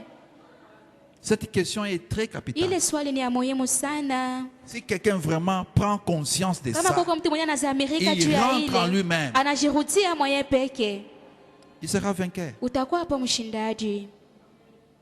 Voilà pourquoi nous avons Acte 19. Chama tuko na Matendo ya Mitume 19. Les gens qui étaient baptisés Watu ambao du walibatiziwa baptême des gens, kwa ubatizo wa Yohana quand Mbatizaji. Paul est venu, Wakati il Paulo leur a posé la alikuja question, akawauliza, avez-vous reçu le Saint-Esprit mulipokea Roho Mtakatifu depuis que vous étiez baptisés? tokea nyinyi Ils n'ont mulibatiziwa? même pas dit Wakasema entendre, oui, tusikiaka entendre hata que le Saint-Esprit ya kwamba Roho existe. Mtakatifu De anakuaka. quel baptême vous Sasa étiez baptisés? mulibatiziwa kwa Voilà. ubatizo Ils avaient gani? mal commencé. Walianzaka Ils se vibaya, firent baptiser wakabatizwa au nom de tena Jésus-Christ. mjina la Bwana Ils Yesu étaient 12 Kristo. personnes. Walikuwa watu 12. Personne n'a un seul pour te mettre. Personne n'a un Hakuna ciel mtu mwenye kuna mbingu pour te atakubeba mettre. Ah, mo. qu'est-ce que les gens vont dire? Watu watasema Ils vont voir nini? moi rentrer aux eaux des baptêmes. Waone tena mimi nakuzilani nibatizwe mara ya pili. Mais tu te baptises pour les gens ou bien pour Uko toi-même? nabatiziwa juu ya batu wala juu yako wewe Qui a un peke? seul pour te mettre? Nani umekuwa na mbingu atakutia mo? Eh? Ah, j'ai honte. Nikwasikia haya. Qu'est-ce qu'on va dire? Watu watasema Moi encore aux eaux des nini? baptêmes. Mie tena nibatiziwe. Qu'ils disent ce qu'ils vont dire. Baseme benye batasema. Tant qu'il y a la révélation, Wakati uko na tu ufunuo, vas passer en action. na unatia ile mu Parce matendo. qu'il est question de ton âme, Kwa c'est ta inahusu vie. nafsi yako, ni maisha yako. Voilà pourquoi nous parlons avec les gens avant qu'ils Na soient chapa na vile baptisés. watu wabatizwe tunaongeaka kwanza nabo. On leur parle Tunaongelesha, pour qu'ils comprennent juu en baelewe. quoi ils s'engagent. Bajue wanaanza Comment mkitu ils doivent gani arranger na leur namna vie. gani utatengeneza maisha yao. C'est très important. Ni ya muhimu Faut madame le faisait. sana. Siku panda alikuwa naifanya. Il amenait les gens à purifier leur vie Alikuwa nawaleta watu watakase kwanza maisha yao avant qu'ils soient baptisés. mbele wabatiziwe. Et là, quelqu'un comprend. Dit, ah, Na pale mtu donc, anaelewa. je dois faire ça. Maki sasa je dois sifanya faire hivi, ça. napaswa kufanya hivi. Je connais quelqu'un qui était venu ici à l'hôtel. Najua mtu mwingine kaka kwa mazabao. Je ne vais pas citer son nom. Je le Utasema connais. jina yake, Il était venu namjua. ici à l'hôtel. Alikuja Il hapa ne kwa s'est fait madhabahu. jamais baptiser. Lakini hayabatizwaka. Jusqu'aujourd'hui. Je les connais. Mpaka leo mimi namjua. Dieu me l'a moyen bien. Maintenant, imaginez-vous Basi si on mjifikirie. les prend. Ah, qui a ce Kama Christ tunasema allez kama unamkubali directement dans Yesu l'eau. pale pale unamtia maji. Un pécheur sec qui sort, un pécheur Anaingia mouillé. mtenda zambi mwanakauka anatoka mtenda zambi wa kulobana. Vous voyez? Naona. Toute première naissance ne peut pas amener quelqu'un à vaincre. Kuzaliwa yote ya kawaida hii ya kwanza haiwezi leta mtu kwenye Roho Mtakatifu À vaincre. kushinda. Tu vas essayer, Utajaribu tu tu. vas fabriquer ce qu'on appelle Utajitengenezea. une fabrication Ndio locale. unataka ya kutengenezea mwenyewe. Mais ça ne peut pas marcher. Lakini habitaendeka. Ça va tomber. Vitaanguka. Quelqu'un avait dit à Frère Branham, Kuna mtu ambaye alimwambia ndugu Branham, je ne voudrais pas avoir des agneaux à la rivière. singelipenda nikuwe na shida kule kumto. Je vais avoir mon ticket en main. Napenda kuwa na tiketi yangu mkononi. Le ticket, c'est le Na Saint-Esprit. tiketi ni Roho Et pour Mtakatifu. qu'il vienne, hein, Na ili Roho vous Mtakatifu devez akuye, rentrer, faire l'introspection. unapaswa kujichunguza et ndani savoir yako na ujue comment avez-vous commencé. namna gani Le ulianzaka. commencement est très très important. Kisi ulianzaka, ile mwanzo ni ya c'est un muhimu, fondement. ndio msingi. Je vous dis la vérité. Nawaambia kweli, On ne peut pas vaincre sans la parole. hawezi kushinda bila neno. Détruisez ce temple. Et je le relèverai en 3 jours. Baada ya siku La tatu parole avait dit. neno Voyez. lisemaka, Et en mnaona, présence de la mort, na mbele ya il kifo a triomphé. yeye Il alishinda, a vaincu la mort. alishinda kifo. En présence du séjour des morts, Mbele ya kuzimu il a triomphé du séjour des yeye morts. alishinda hiyo kuzimu, Il a vaincu le séjour des morts. alishinda Hadesi. Oui. Ndio. En présence de la tombe, Mbele ya kaburi il a vaincu la yeye tombe. alishinda kaburi. Comment ça? Nini, namna gani? Toutes les choses Vitu vyote par la parole alivifanya ni kupitia et neno par l'humilité. na kupitia unyenyekevu. Tu comprends? Il Unaelewa? a vaincu toutes les choses Alishinda vile vyote par la parole kupitia et neno par na l'humilité. kupitia Alors, unyenyekevu. qu'est-ce que l'humilité? Sa unyenyekevu ni nini? C'est vivre la parole. Ni kuishi neno. Lui savait ce qui était écrit à son sujet. Yeye alikuwa kana chevi, nilikuwa kana semewa juu yake Et il a vécu ça. na akavishinda, Et il a vaincu. Il akashinda. était humble. Yeye alikuwa Parce qu'il mnyenyekevu vivait tout ce qui était kwa kuwa écrit alikuwa pour anaishi lui. vitu vyenyewe viliandikiwaka C'est kwa ça, sababu être yake, humble. na ile ndio kuwa mnyenyekevu. C'est pas parler lentement. Haiko kusema polepole. Que ça être humble. Jua aseme En pale tout cas, uko Satan est mnyenyekevu. mauvais. Shetani ni Satan, mubaya c'est vraiment un kweli. imitateur. Shetani ni muigaji. Il y a des gens qui vous parlent lentement Kuna watu wenyewe là. wanaongeaka polepole. Comment ça s'appelle en Swahili? Ah, Ouais. Papa Sabine n'est pas là. Il y a un nom là. Hein? Mou? Mouvou? C'est difficile pour moi. Mais si on vérifie sa vie, une Lakini personne très akichunguza dangereuse, maisha hein? yake ni mtu wa hatari Quand il sana. parle là, Sasa iko nasema, iko naongea. ils existent. Banakuaka. On a beaucoup vu. Tulishaona vya mingi. Voilà. Donc, toutes ces choses, Kusema vile par vitu la vyote, parole alivishinda et par kupitia l'humilité. neno na kupitia Oh là là, unyenyekevu. Oh là là. voilà l'homme. Ona basi mtu. Yule mut. Ona ule mtu. Les vrais. Mtu wa kweli. Voilà celui sur qui vous devez prendre exemple. Ona mtu mwenyewe unaweza kamatia kwa Voyez, mfano. il a triomphé de tout. Yeye alishinda Il a vyote. vaincu. Il Alishinda. a vaincu comment? Il Alishinda a namna vaincu gani? par la parole. Alishinda kupitia neno. Jésus avait des tentations comme nous. Yesu nalipataka majaribu kama sisi. Est-ce que vous le croyez? Munayamini? Je vais dire frère Branham. Tamsoma ndugu Branham. Mais il a tout vaincu. Lakini alishinda Comment lui vyote. avait vaincu? Jua yeye alishindaka vyote. C'est pas la parole. Ni kupitia neno. Quelqu'un peut dire parce qu'il Mtu était anaweza Dieu. sema juu alikuwaka tu Mungu. Bon, parce qu'il était Dieu, bon. Juu alikuwaka Mais c'est Mungu. parce qu'il a vécu la Lakini parole. ni juu naye alishinda, aliishi neno. Hey, je vais dire frère Branham. Tasoma ndugu Branham. Il avait les mêmes tentations. Alikuwaka na ile majaribu saa yako. Et lisons. Tusome. Regardez, Mwangalie. il a eu subir ces tentations. Naye alipata hiyo majaribu. Les saviez-vous? Mulikuwa naijua? La Bible dit qu'il a Biblia été inasema, tenté comme nous na alijaribiwa kama en sisi. toutes choses Mambo yote sans commettre des péchés. bila ye kufanya zambi. Il a été tenté par la boisson. Alijaribiwa na pombe. Il a été tenté par les femmes. Alijaribiwa na wanawake. Il a été tenté par tout ce par quoi on peut être tenté. Alijaribiwa na yote yenye na wewe unaweza jaribiwa Il nayo. a eu toutes les mêmes tentations que nous. Alipata zile majaribu kama Il sisi. était un homme, Yeye alikuwa kama mwanadamu. mais il est resté malgré tout irréprochable. Lakini hata vile akabakia bila Alléluia. lawama. Oui, monsieur. Sio Bwana. Parce qu'il a vécu la Kwa kuwa parole. yeye aliishi neno. C'est possible de vaincre? Inawezekana kushinda? Ouais. Ndiyo, inawezekana. C'est possible de vaincre? Inawezekana kushinda? Ouais. Ndiyo. Si on met la parole en premier. Kama tu unaweka neno mbele ya yote. Il faut avoir une décision. Dans la vie, il faut avoir une décision. Mumaisha Faut unapaswa dire, kuwa na uamuzi. moi, Useme. je vais être chrétien. Mimi ndakuwa Mkristo. Ça signifie que Inamaanisha, j'abandonne tout. Mimi naacha vyote. C'est une décision. Ni uamuzi. Et une bonne. Na ni uamuzi nzuri. Et Dieu va te Na soutenir. Mungu atakushikilia. Moi, je ne ferai plus ce genre de choses. Mimi sitafanyaka tena hivi vitu. Désormais, dès Tokea aujourd'hui, je leo, me décide. mimi naamua Je vais être un chrétien. ndakuwa Je vous dis, Mkristo. c'est Nakwambia possible. inawezekana.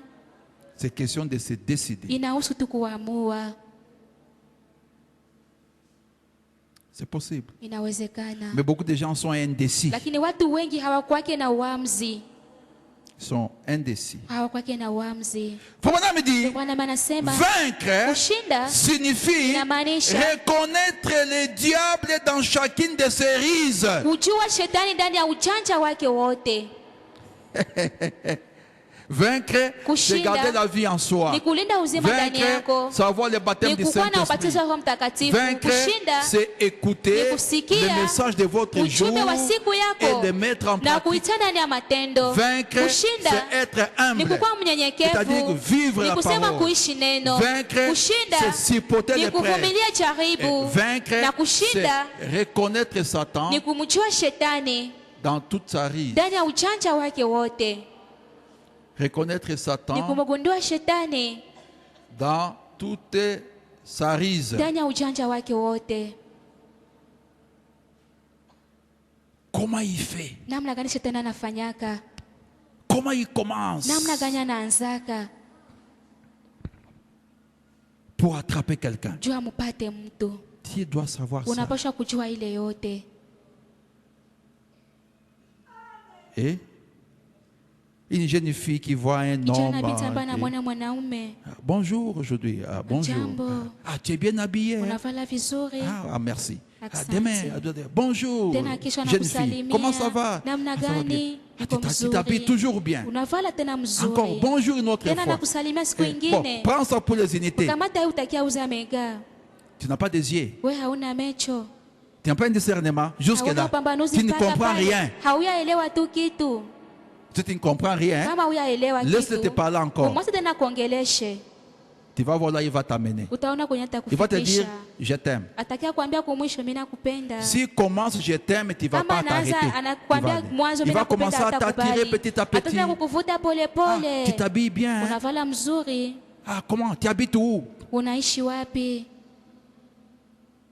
Après, tu te donnes un 5 $. Prends ça pour les Kisha transports. nakupatia pesa na 5 kwambia $. ulipe Tu ne peux pas transport. te poser la question Kopeka 5 uze $, kujiuliza dola seulement tano. pour les transports. Chuti ya transport. Tu vas voir qu'il y a quelque chose qui est caché. Waone kama kwa vitu vyenyewe Comment on peut donner à une fille 5 $ pour les transports? Mais c'est beaucoup d'argent. Transport mbona za mingi? Ça coûte combien les transports? Transport Pour aller à l'essence ou en ville. 500 francs. 500 francs. On te donne 5 $. Toi, tu n'as pas un discernement. Hauna upambanuzi. Ils isotent. Mais il veut t'avoir. Anapenda kupate.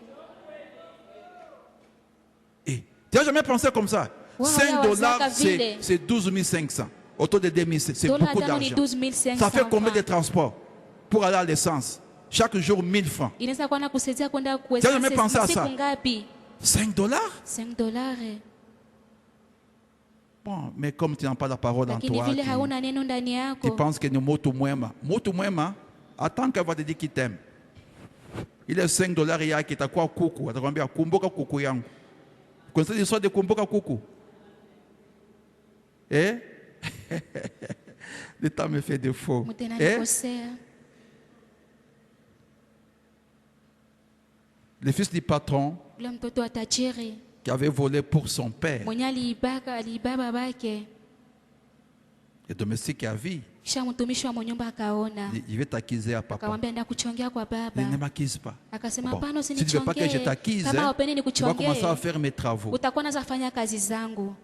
Il commence à laver les assiettes, Unaanza sukula à masahani, torchonner. unakoropa. Tu n'as pas fait ça aujourd'hui. Je vais dire à papa. Haukusukula leo, Ne dis ndaambia pas à baba, papa. hapana, Il usimwambie. lui rappelait. Alikuwa anamkumbusha kila siku. Heureusement, un jour, il a dit, Kwa heri siku moja akasema, il a parlé à son père. Je crois qu'il même a parlé à son yeye peke père. yake anaambia Si babake, je ne me trompe pas. kama sijidanganye. Et si tu as besoin d'argent, Kama uko na haja ya demande à ton pesa, père, omba baba yako, demande à ta mère. umwambie mama yako. Même les lifts ici, les lifts. Vous ne connaissez pas l'histoire des Hata hii lifts qui avaient malifti, tué les hamujua gens? habari yenye iliwaka Vous ne watu, connaissez pas? hamuijue. Tu ne connais pas la personne, Haujui mais mtu. on est bébé panzi, on a mouillé. Et ne montez pas dans les véhicules de la personne que vous ne connaissez Musikuwe pas. napanda magari za watu wenye Tu ne sais pas hamjue. dedans qu'est-ce qu'il y a. Hauya mule ndani muko nini? Peut-être qu'il a un parfum là. Wende Il iko va na montrer parfum les mule. vitres. Sana anapandisha ile bio yake. Il fait sortir son parfum. Anatosha ile Ça va marashi t'endormir. yake. Mais Ninakusinzilisha. même pas ça. Il monte les Na hata vitres. haiko vile Il anapandisha ile bloque. bio yake, anaifunga na ibloke. Il contourne. Il rentre en ville. Anarudisha Même gari si yake, tu anarudia cries. ndani ya mcha, tena lalamika. Qui va écouter? Na mwatasikia. Lift, un papier lift. Il demande lift. Tu ne me connais pas, demande donc le Uko lift. nalomba lift na haujui mwako na ilomba. Marcher à pied, c'est bien. Kutembea na mgulu ni mzuri. Écoutez, vous devez connaître beaucoup de choses. Mnapaswa kujua mambo mengi. Marcher à pied, c'est bien. Kutembea lwapeti nao ni ya mzuri. Même les médecins recommandent de Hata marcher à waganga pied. nao wanaombaka watu watembee lwapeti. Tu n'as rien, fais les pieds de Hauna l'essence makuta, jusqu'à toka lwapeti Panzi. esanse mpaka huku Tu Panzi. vas siouer, c'est Utatosha bon pour la jasho. Ni santé. mzuri kwa Et afya tu vas yako. te laver, tu Utaenda vas bien unanawa, dormir. unalala mzuri. Kama wewe na pupa juu ya lift, batakubebaka fasi ya mubaya siku ngine. Kama una akili. Tu connais pas la personne de Haujui surcroît. mtu. Donne-moi les lifts. Lakini unamwambia Ou nipatie lui-même viens. lift. Non, viens, je vais t'amener. Au anakwambia kuya tunda kubeba. Boema ganyoni beba uniue. Surtout des femmes. Zaidi Sont vraiment des wanawake. filles d'Ève. Ni wabinti wa Eva. Unibebe. Unibebe mpatie lift. Unamuyua.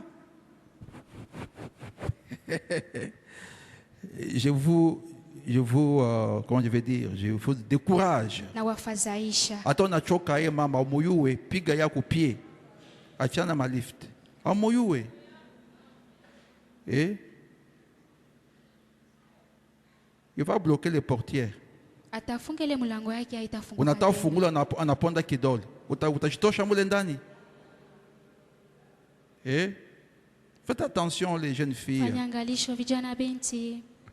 Vaincre signifie reconnaître le diable dans chacune de ses rises. Kushinda ni kumgundua shetani ndani ya ujanja wake. Beaucoup de gens disent, watu wengi le wanasema diable n'existe pas. shetani yako wake C'est seulement une pensée. ni mawazo tu. N'allez pas croire ça. Usiwaze kwamba shetani Le yako diable wake existe yeye réellement. anakuwaka kweli. Il est tout aussi réel que vous et ou que n'importe qui. Shetani anakuwaka sangi na wewe unaishi Le huko na diable est wengine bado. réel. Shetani ni wa kweli. Et vous devez absolument reconnaître qu'il est Na réel. unapaswa kujua kwamba shetani naye anakuwaka. Vous devez absolument savoir qu'il est le diable. Unapaswa kujua kwamba yeye ni shetani. Mais en même temps Lakini kwa hiyo que vous wakati reconnaissez qu'il existe, unajua kwamba shetani anakuwaka. en même temps que vous reconnaissez qu'il existe, Kwa hiyo wakati ambao unajua kwamba shetani anakuwaka. que vous savez qu'il est le Na diable unajua kwamba yeye ni et shetani. qu'il est contre vous, Na yeye iko zidi eh yako. bien, Na hebu pour vaincre, ili sasa vous ushinde devez absolument reconnaître le Dieu qui est en vous unapaswa sasa kujua ule Mungu mwenye yuko ndani yako. est plus grand et plus puissant que lui. Na kwamba yeye ni mkubwa sana na mwenye uweza kumpita Et shetani. que celui qui est en vous Na ule mwenye yuko ndani l'a yako déjà vaincu. yeye alishashinda shetani. Alors par sa grâce, Basi kwa neema yake vous yeye êtes largement de taille à lui faire face. wewe kabisa uko na nguvu kubwa sana kupambana na shetani. Amen. Amen. Voilà la vraie victoire. Ona ushindi wa kweli. Quand vous reconnaissez cela Wakati unajua kwamba shetani anakuwaka. et vous reconnaissez que Dieu Na unajua en kwamba vous Mungu ndani est yako plus grand que iko Satan, mkubwa sana kumpita shetani. là tu vas vaincre. Pale sasa utashinda. Non, moi je suis chrétien. Mimi ni Mkristo. Moi je ne peux pas faire ça. Siwezi fanya hivi. Voilà, ça te donne la victoire. Inakupatia hapo ushindi. Vaincre, Kushinda c'est reconnaître Satan ni kumgundua dans shetani toutes ses ndani ya rises. ujanja wake wote. Et c'est clair? Iko wazi.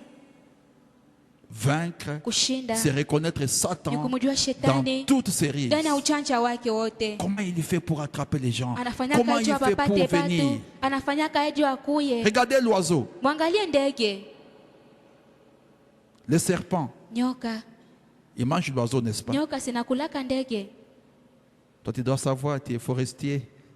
Unapaswa jua wewe unakuwa mwana mashamba. Comment le serpent qui rampe Aenjo nyoka yenyewe et natambaka. l'oiseau, il peut facilement Na ndege s'envoler, kwa urahisi mais inaweza le serpent kuruka, arrive à les lakini manger. nyoka inafikaka kuikula.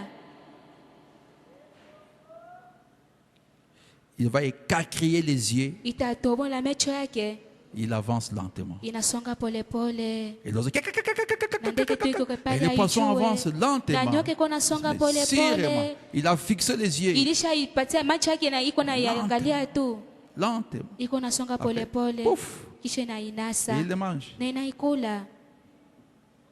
Le serpent mange l'oiseau. Nyoka inakulaka Pendant que ndege. l'oiseau a la possibilité de Ijapokuwa s'envoler. ndege iko na ile urahisi yake Donc inaweza il faut kuruka. savoir comment Satan attaque. Inabidi ujue namna gani shetani anashambuliaka Pour le vaincre. juu umshinde. Vous voulez faire la prière en famille. Unapenda kufanya Vous maombi ya voyez les jamaa. enfants commencent à se quereller. Kuna watoto wanaanza kuzozana. Mais c'est le diable. Si ni shetani, Mais c'est le diable. ni shetani. Il veut embrouiller la prière en famille. Atavuruga ile maombi ya jamaa. Et vous voulez prier comme ça. Unapenda kuomba. La femme casse un verre. Mwanamke bibi yako anapasula kirauli. Ah, être marié, c'est pas facile. Kuoa haiko rahisi. Il casse le verre. Anapasula kirauli. Il restait que deux, il casse un. Zilikuwa tunabakia mbili, shetani anapasula mmoja.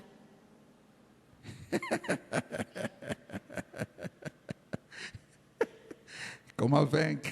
Namna Il gani faut ya connaître kushinda? Satan dans toute sa Inabidi kujua ruse. shetani ndani ya ujanja wake wote. Des fois, il faut se taire. Na kuna wakati ambao inaomba wewe unyamaze, Tu fermes la bouche. Dis que unafunga non. tu kinywa. Ici, si je parle, Nasema hapa nikisema je vais pécher. ndafanya dhambi. Tété. Kumbe ni nyamaze. C'est aussi vaincre. Ile nayo ni kushinda. Je te l'ai dit. Nakwambia. Aïe, aïe, aïe, aïe, aïe, aïe, aïe, aïe, aïe, il y a beaucoup de choses. Mais on doit partir. Unapaswa enda. Voilà. Comment puis-je vaincre? Namna gani naweza shinda? C'est connaître les risques du diable. Ni kujua ujanja wa shetani. Autre chose, Kitu ingine, si vous voulez vaincre, kama unapenda il ne faut kushinda, jamais regarder en arrière. usiangalie nyuma. Demandons à ceux qui conduisent les véhicules. Muulize wenyewe wanatembezaka On ne peut pas gari. conduire un véhicule. Au On zitembeza regarde dans les gari. rétroviseurs, Noko unaangalia mu retroviseur. dans les passés. Uko unaangalia mu vya nyuma. Tu vas faire un accident. Utafanya ajali. La vie du passé, Maisha iliyopita nous la mettons au passé tunaitia kubya toutes zamani. les fois qu'on s'est repenti. Wakati sote tulishatubu. Il ne faut plus regarder en arrière. Usiangalie tena Il faut nyuma. regarder devant. Uangalie njoo mbele. Alors Satan, il fera quoi? Shetani atafanya Il nini? voudra toujours te ramener au passé. Atapenda hata kurudisha wakati wote kubya nyuma.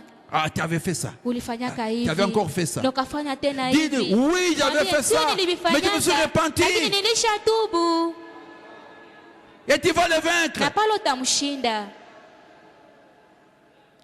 Satan, Shetani il cherche les gens. anatafutaka watu. Il a un royaume Iko na ufalme wake. où il doit les mettre. Kwenye anapashwa tia mobale bado. Il doit tout faire. Anapashwa fanya yake pour les yote. avoir. Tu apate watu. Toi, tu avais fait ça. Wewe Tu avais ulifanyaka encore fait hivi. Ndio ça. kafanya tena hivi. Voilà pourquoi la repentance Na est ndio très maana importante. toba ni ya muhimu Dis, sana. oui, j'avais fait ça. Mwambie njoo nilibifanyaka. Je me suis repenti. Lakini nilishaka tubu. Et Dieu m'avait pardonné. Na Mungu akanisamehe. Tu avances. Na unasonga mbele. Disons, frère Branham, Tuseme ndugu Branham. 104. 104. Oh, est-ce que je vais finir?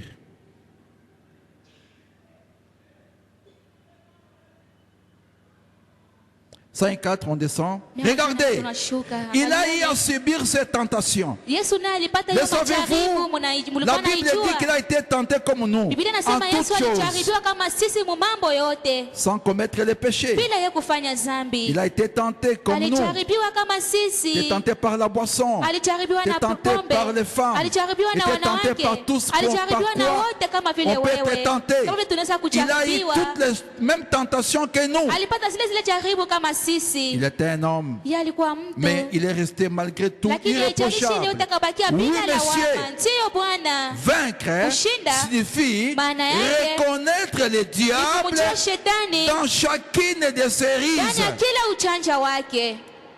Remarquez, Tambueni. vaincre. Kushinda. Le Dieu qui est en vous Mungu mwenye yuko ndani yako est plus grand que celui qui est en lui. yeye ni mkubwa sana kupita yule mwenye yuko Le kupita Dieu, shetani. le Dieu de ce monde Mungu wa hii dunia n'est pas aussi grand que le Dieu du ciel. haiko mkubwa kama vile Mungu wa mbinguni Qui est en vous. mwenye yuko ndani Tout yako. comme les ténèbres Kama vile giza ne peuvent pas résister à la lumière. haiwezi kusimama mbele ya mwangaza. En effet, Kwa hiyo, les ténèbres giza ne peuvent pas résister à la lumière. haiwezi kusimama mbele ya Quelle que mwangaza. soit l'intensité des ténèbres, Haijalishi ukubwa ya ile la giza, lumière les chassera. mwangaza Elles itaifukuza ne tu. peuvent pas subsister. Na ile giza haiwezi kubakia pale. Gloire. Utukufu. Prenez toutes les ténèbres que vous voudrez. Kamata giza yote ni unapenda Essayez une fois de vous opposer à la lumière. na ujaribu tu kuitia mbele ya mwangaza. Voyez ce qui Na arrivera. angalia wenyewe vitafikia. Eh bien, Na hebu celui qui est en vous mwenye yuko ndani yako est lumière. yeye ni mwangaza. Et celui qui est dans le Na mwenye monde yuko ndani ya dunia est ténèbre. yeye ni giza. Donc la Ni lumière kusema mwangaza a démontré itaonesha qu'elle a bel et bien vaincu les ya ténèbres. kwamba hiyo ilishindaka giza. Et il en est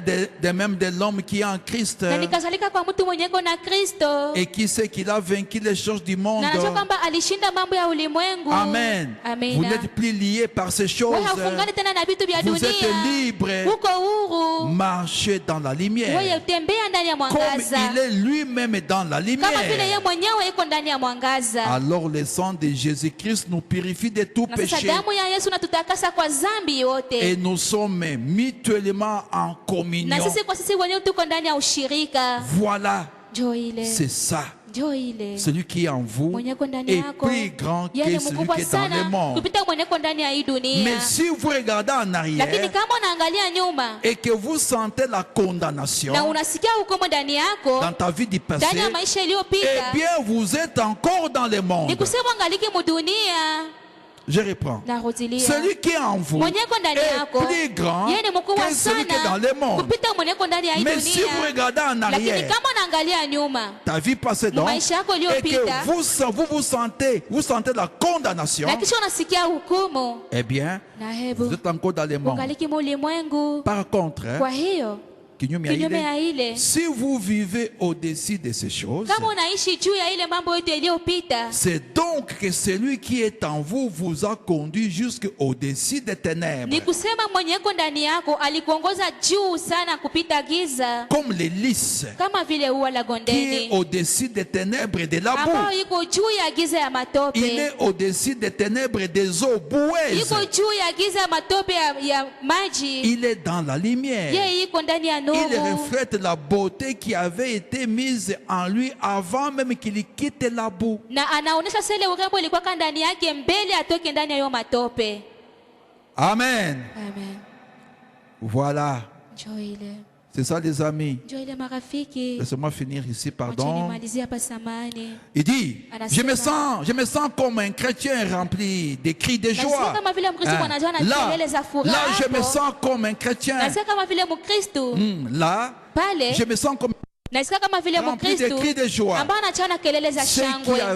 a été mis en lui par Dieu au commencement. Ile yenye litiwaka ndani yake na Mungu hapo mwanzo, C'est ce qui s'est frayé un chemin. na njoo ile yenye lijitafutia Et njia, il a vaincu. na yeye Il akashinda. a vaincu sa carapace. Alishinda ile ngozi yake, Il a vaincu la boue. alishinda Il a vaincu matope, les eaux. alishinda hiyo Il a vaincu maji, toutes choses. alishinda mambo. Il a été vainqueur. Yeye alikuwa mshindaji, Il a reflété la beauté, la gloire de Dieu. na kamulika ile urembo, ile uzuri wa utukufu wa Mungu. C'est ce que fait chaque croyant. Na njoo kenye kila mwamini anafanyaka, C'est ce que Noé a fait. njoo yenye Nuhu alifanyaka, C'est ce que Lot a fait. njoo yenye Lutu alifanyaka. Regardez Mwangalie dans quel pétrin il s'est trouvé. alikuwa kama uchafu gani, C'est ce que Moïse a njoo fait. kenye Musa C'est ce alifanyaka, que Josué a njoo fait. yenye Yoshua C'est ce que alifanyaka, Daniel a fait. na njoo yenye Daniel C'est ce que alifanyaka, Shadrach et njoo yenye Meshach ont Shadraki fait. Meshaki C'est ce walifanyaka, que Jean-Baptiste a njoo yenye fait. Yohana Mbatizaji alifanyaka, Zacharie et Élisabeth. Zacharie. Zakaria na Elizabeti, C'est ce que Simeon. njoo yenye C'est Simeoni, ce que Anne. njoo yenye Ana, C'est ce que tous ils ont njoo yenye fait. wote walifanyaka. Ils ont vaincu la boue qui était autour d'eux et Walishinda en matope eux. yenye ilikuwa na wazunguka na yenye ilikuwa ndani yao, Ils se sont élevés au-dessus de tout na cela. wakaekuwa juu ya ile mambo Ils ont yote, fait resplendir la gloire de Dieu. na wakaonesha hiyo utukufu wa Mungu. C'est ce que fait. Ndio yenye Mkristo wa kweli anafanyaka. Tu peux dire Amen. Unaweza kusema amina.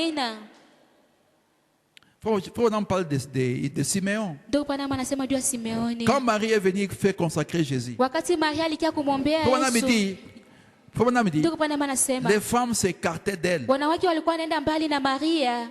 Pourquoi? Juu ya nini? Parce que pour elle, Kwa kuwa kwao Jésus était un enfant illégitime. Yesu alikuwa mtoto haramu, Et le Saint-Esprit lakini Roho a Mtakatifu parlé à Simeon aliongea na qui était dans Simeoni son bureau, mwenye alikuwa ndani ya ofisi d'aller yake, maintenant dans la salle. atoke basi aende ndani ya chumba. Pourquoi? Juu ya nini? Il avait une promesse Yeye alikuwa na qu'il n'allait ahadi pas mourir ya kwamba hata avant kufa de voir le Christ du na Seigneur. hayaona Voilà, Kristo il a Bwana. vaincu. Yeye Il a alishinda. vaincu pourquoi? Il Alishinda a juu ya vaincu nini? à cause de la parole. Alishinda ni kwa sababu ya neno. Et il y avait Anne Na kulikuwa Ana qui était une prophétesse. mwenye alikuwa naye mwanamke Donc, nabii. pour vaincre, Nikusema ili il faut ushinde, que la parole soit en inabidi toi. neno iwe ndani yako. Et pour que la parole Na soit ili en neno toi, iwe ndani il faut yako, avoir le Saint-Esprit. inabidi uwe na Roho Mtakatifu. Et Dieu vous bénisse. Mungu awabariki. On arrête là. Oui, les amis, Ndio marafiki, nous sommes dans un combat. tuko ndani ya mapambano. Soyons humbles. Tuwe wanyenyekevu. Être humble ne signifie pas que Kwa tu te promènes à mnyenyekevu Kambambili, que tu haimaanishi es kwamba humble. utatembea na kamba mbili, Que tu es humble. lakini Non, si non. pale njoo kwa mnyenyekevu. C'est Hapana, vivre la ni parole. kuishi njoo neno. Jésus était humble. Yesu alikuwa kama Il a lavé mnyenyekevu, les pieds de ses disciples. aliosha miguu ya Lui wanafunzi qui est le wake, roi. yeye ambaye ni mfalme. Vaincre, hein, Kushinda c'est aussi reconnaître Ni pia Satan kumjua dans shetani chacune de ndani ses ya ujanja rises. wake wote. Il vient comment? Anakuyaka Comment il yeye. fait pour Aje m'avoir? anafanyaka jua ninase. Un chrétien, c'est un Mkristo yeye ni observateur. mtu wa kuchunguza. J'ai péché là-bas. Nilifanya dhambi pale, pose-toi aussi la question. Ujiulize tena. Comment tu as fait pour pécher? Acha ulifanya juu utende hilo dhambi. Et tu connaîtras la prochaine fois Na de siku ne plus faire ijayo comme ça. utaona kwamba hautafanya tena vile. Un chrétien observe. Mkristo anachunguzaka.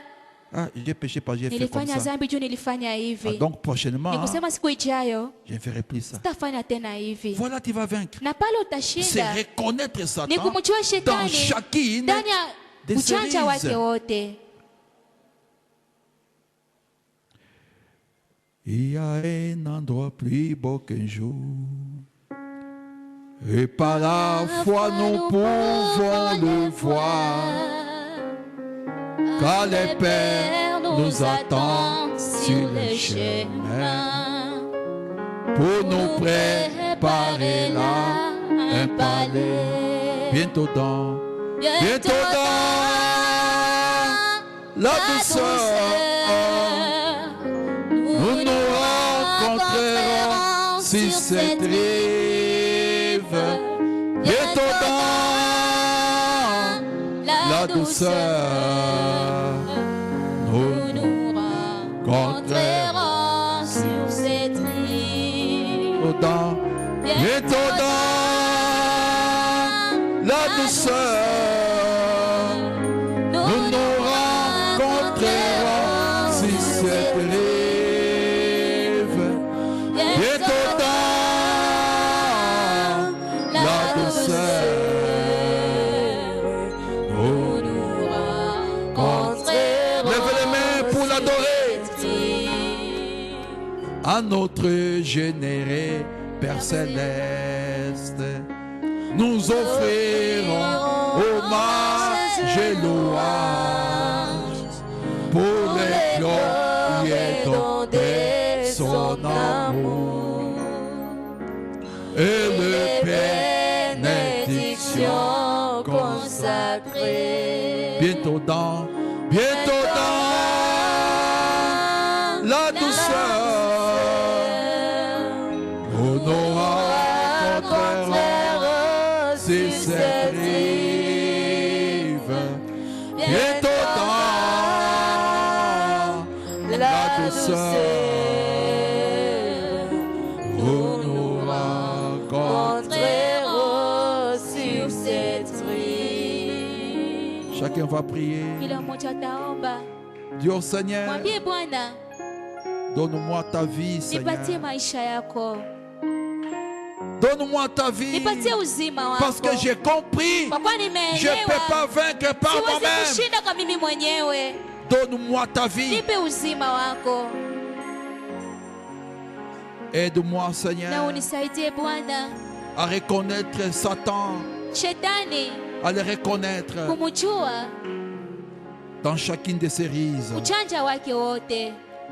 Rends-moi humble, Seigneur. Nifanye kwa mnyenyekevu Bwana. Que je vive chaque iota de ce Niishi message. kila nukta ya hii Que je ujumbe. croie chaque iota de ce Niamini message. kila nukta ya hii ujumbe.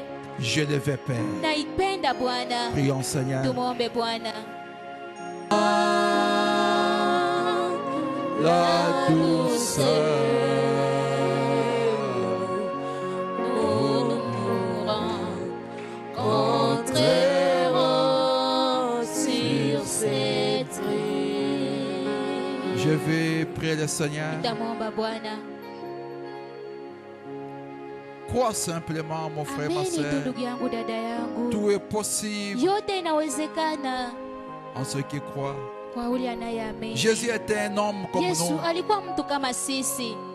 Il a eu des tentations comme nous. Alijaribiwa kama sisi, Il a tout vaincu lakini alishinda yote par la parole. kupitia neno. Parce qu'il se reconnaissait Kwa ce kuwa qu'il yeye était. alikuwa anajitambua alikuwa nani. Reconnais-toi que tu es fils du Na roi. ujitambue kwamba Tu wewe ni es mwana wa fils du mfalme, roi. wewe ni binti wa mfalme, Et que tu ne peux jamais vaincre par na toi-même. hawezi kushinda kwa wewe mwenyewe. Lève ta main si tu as Inua mkono besoin. wako kama On unahitaji. va prier. Et Tutaomba crois dans ton na cœur. uamini moyoni mwako.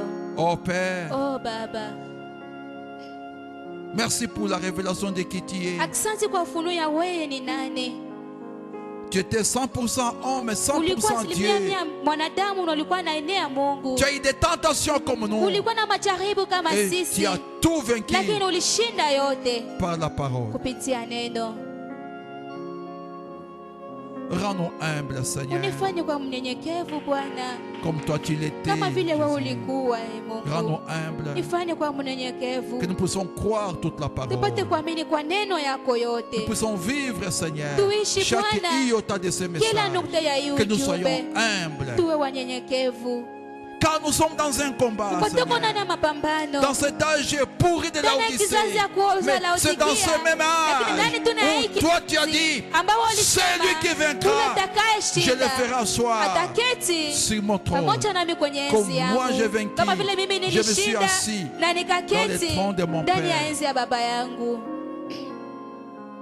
Oh Dieu, Oh Mungu, viens habite dans nos âmes, njoo ukae ndani Seigneur. ya nafsi zetu. Le Saint-Esprit, Roho dans Mtakatifu, ces choses nécessaires, kitu pekee ya il est muhimu, le seul qui peut ni vaincre. yeye peke yake tu ndio anaweza shinda. Sauve mon frère, Okoa ndugu sauve yangu, ma soeur, okoa dada yangu, sauve-moi, Niokoe. sauve son église. Okoa hii kanisa. Regarde nos pleurs, Seigneur. Regarde nos cris auprès de Tuangalie toi. sauti zetu na malalamiko yetu.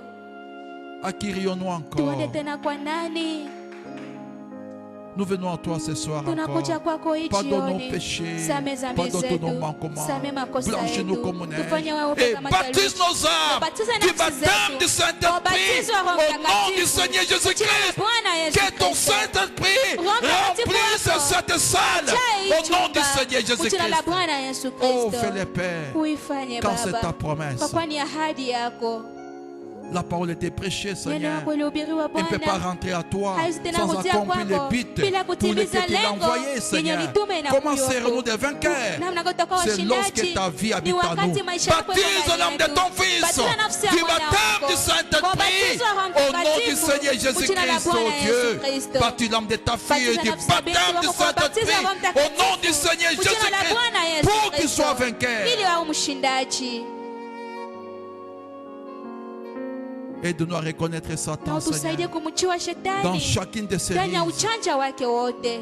Quand il vient, Seigneur, Wakati anakuja donne-nous Bwana, un discernement tupatie pour upambanuzi. le discerner, pour voir. tupate kupambana Le na voici, il est là, kuona il vient. shetani huyu anakuja, Et que nous les chassons loin na de nous. tumfukuze mbali Au nom du nasi Seigneur kwa jina la Bwana Jésus-Christ. Yesu Kristo. Fais cette grâce à ma sœur. Neema Fais cette shida grâce à damu. mon frère. Patia ndugu Fais yangu hiyo cette grâce à neema. moi, Seigneur. Nipatie hiyo Et à neema, toute Bwana, l'église. na kwa kanisa Rends-nous yote. humbles. Tufanye kuwa Vivons la wanyenyekevu. parole. Au Tukiishi nom du neno. Seigneur Kwa jina la Jésus-Christ. Bwana Yesu Reconnaissant Kristo. Satan Tukitambua dans shetani toutes ses ndani ya rises. uchanja Au wake nom du wote. Seigneur Kwa Jésus-Christ. jina la Bwana Yesu Et aide-nous, Kristo. Seigneur, Na à utusaidie ne jamais Bwana, marcher. tusitembee Regardant en arrière. tukiangalia nyuma. Quand nous avons péché contre toi Tunafanya dhambi dhidi et que nous yako demandons pardon. na tunaomba msamaha, Pardon du haut du ciel. utusamee toka mbinguni. Ne laisse pas Satan venir encore Usimwache nous Shetani rappeler tena kuja que nous avons kutukumbusha. péché. Oh Kwa Dieu, tulifanya il dhambi. veut nous affaiblir. Anapenda C'est sa tuzoofishe. tactique. Ni Nous mbinu les chassons yake. loin de nous. Tunamfukuza mbali Au nom du nasi. Seigneur Kwa jina la Jésus-Christ. Bwana Yesu Kristo. Et de notre vainqueur. Tusaidie kwa Comme les washindaji listes la vallée kama vile ua la Gondeni qui est passé par des yenye épreuves, lipita kwa de la majaribu boue. tokea matope, Il a déployé sa na beauté kisha inaonyesha urembo wake au-dessus des eaux. juu ya maji. Aide-nous, Seigneur, Tusaidie que Bwana. chacun de nous Kila mmoja soit wetu une bénédiction pour awe l'autre. baraka kwa wengine. Que nos vies, Seigneur, Maisha yetu Bwana puissent venir au secours ikuye kwenye de ceux qui msaada voulaient faire na wale naufrage dans la wangelipenda foi kuzama pour qu'ils reviennent à toi, ili tena Seigneur. warudie Nous avons kwako. une responsabilité. Tunayo Aide-nous à jukumu, vivre chaque tusaidie parole. kuishi kila Bénis neno. chaque main, Seigneur, Kwa kila mkono qui est levé Bwana vers toi. ambao unainuliwa kwako. Les gens de ce monde, Watu wa hii ils se dunia confient dans leurs chars, dans leurs wanafurahia ndani ya fétiches. gari zao, ndani ya dans uchawi leur wao, connaissance. ndani ya uchuzi wao, Nous n'avons que toi, lakini Jésus. shie tuko na wewe tu Nous Yesu. n'avons point quelqu'un d'autre. Hatuna mtu Nous mwingine. n'avons que toi, Jésus. Tuko na wewe Et tu nous Yesu, ne comptons que c'est ta na grâce. tunakutegemea tu neema yako. Va-tu nous abandonner, Seigneur? Utatuachililia Bwana, Tu ne le feras pas hautatuacha parce que tu es amour. kwa kuwa wewe ni upendo. Exauce chaque main de vers Jibu toi, kila Seigneur. mkono ambao unanuliwa Que kwako chaque Bwana. besoin, Seigneur, Kila qui mkono t'est Bwana exprimé ambao en inaonyesha levant la main wakuonesha et que mkono. sorte du haut du ciel Na au mseme nom mbinguni. du Seigneur Kwa jina la Jésus-Christ. Bwana Yesu Kristo. Regarde dans nos cœurs. Mwangalie ndani ya Regarde les moyo désirs wangu. profonds dans nos cœurs. Uangalie ile shauku ziko ndani ya Exauce-nous, mioyo yetu Seigneur. na utujibu Accorde à Bwana. tout un chacun de nous ce Upatie soir kila mmoja ce wetu dont il a jioni. besoin, Kila ce ambaye dont il anahitaji, te kila demande, ambaye amekuomba. afin de rendre nos joies Ili ufanye furaha yetu kwa parfaites au nom du kamilifu. Seigneur Kwa jina la Jésus-Christ. Bwana Yesu Kristo. Guéris les malades parmi nous. Waponye wagonjwa kati yetu. Tous ceux qui sont devenus malades, Wote ambao walikuwa réparte, wanagonjwa. guéris. Wagonjwa Les walishapona. démons les quittent au Na nom du mapepo Seigneur watoke kwa jina la Bwana Jésus-Christ. Yesu Kristo. Les malades dans nos maisons, dans nos Wagonjwa wenye hôpitaux, mbali ndani ya que ta main de hospitali. guérison, Nyosha Seigneur, mkono kwa c'est temps uponyaji de Bwana. serrer. Ionyoke juu La mort yao. à loin de nous, Na magonjwa les ni mbali maladies à nasi. loin de nous, Magonjwa ni loin mbali de tous les nasi. nôtres. Mbali na Au nom wetu. de Kwa jina Jésus-Christ, la Bwana Yesu tous Kristo. vivre et Wote que la bonne waishi na santé. wapate afya Ton nom nzuri. sera Jina glorifié, lako Seigneur. litatukuzwa Bwana. Conduis encore nos pas, Seigneur, Tena tuweze pendant tu qu'on va Bwana, rentrer en tunapenda famille. kurudia tena ndani ya jamaa. Toi, la colonne de feu, Wewe nguzo ya moto. protège-nous la nuit. Utulinde usiku. Nous aidons bien nos Utulinde na familles, mali nos yetu na maisons. jamaa yetu na nyumba Tout ce qu'il y zetu. a en nous soit sous le Yote ambayo ni sang. yetu iwe chini ya damu. Et que les jours, Na la mchana nuée de Mungu wa gloire utukufu nous protège. Nous, itulinde. nos familles, nos Sisi biens. jamaa, Tout mali ce qui nous yetu appartient na soit sous vyote le sang, vyote Bwana Seigneur. viko chini ya Et si damu. démon veut prier Na ici, kutaka kuomba hapa. exauce au-dessus. Utujibu toka mbinguni. Et si dimanche est pour Na nous, kwa siku ya Jumapili ni prépare un yetu. gâteau pour nos Tayarisha mkate kwa ajili ya âmes. nafsi Sauve zetu. encore nombreux à Okoa toi, tena Seigneur. wengi kwako Bwana. Et dans nos maisons, Na ndani ya nyumba fais que zetu. nos maisons Fanya kwamba nyumba zetu soient des iwe hôtels. madhabahu. Nous avons érigé Ambayo pour tulichenga. apporter à toi Ili à tulete chaque instant kwako Bwana. des requêtes. Wakati wote mahitaji Peu importe la zetu. requête, Haijalishi peu hitaji importe gani. le moment qu'on t'a Haijalishi appelé, wakati ambao tunakuita. descends dans nos maisons, Kushuka ndani ya Seigneur. nyumba zetu Bwana. Montre la différence, Na uoneshe Seigneur, utofauti qu'il y a Bwana. entre Israël et Iliko kati ya Moab. Israeli na Je Moabu. vois que tu l'as Na fait, imani kwamba car je l'ai umeifanya. pris avec Kwa foi. kuwa naiomba na Au nom imani. du Seigneur, Kwa jina la Bwana Jésus-Christ. Yesu Kristo. Amen. Amen. Que Dieu vous bénisse. Mungu awabariki. Que Dieu vous comble. Mungu awajaze. Amen. On peut dire bien. Tunaweza kusema asante Merci Seigneur Bwana. Jésus-Christ. Ça va être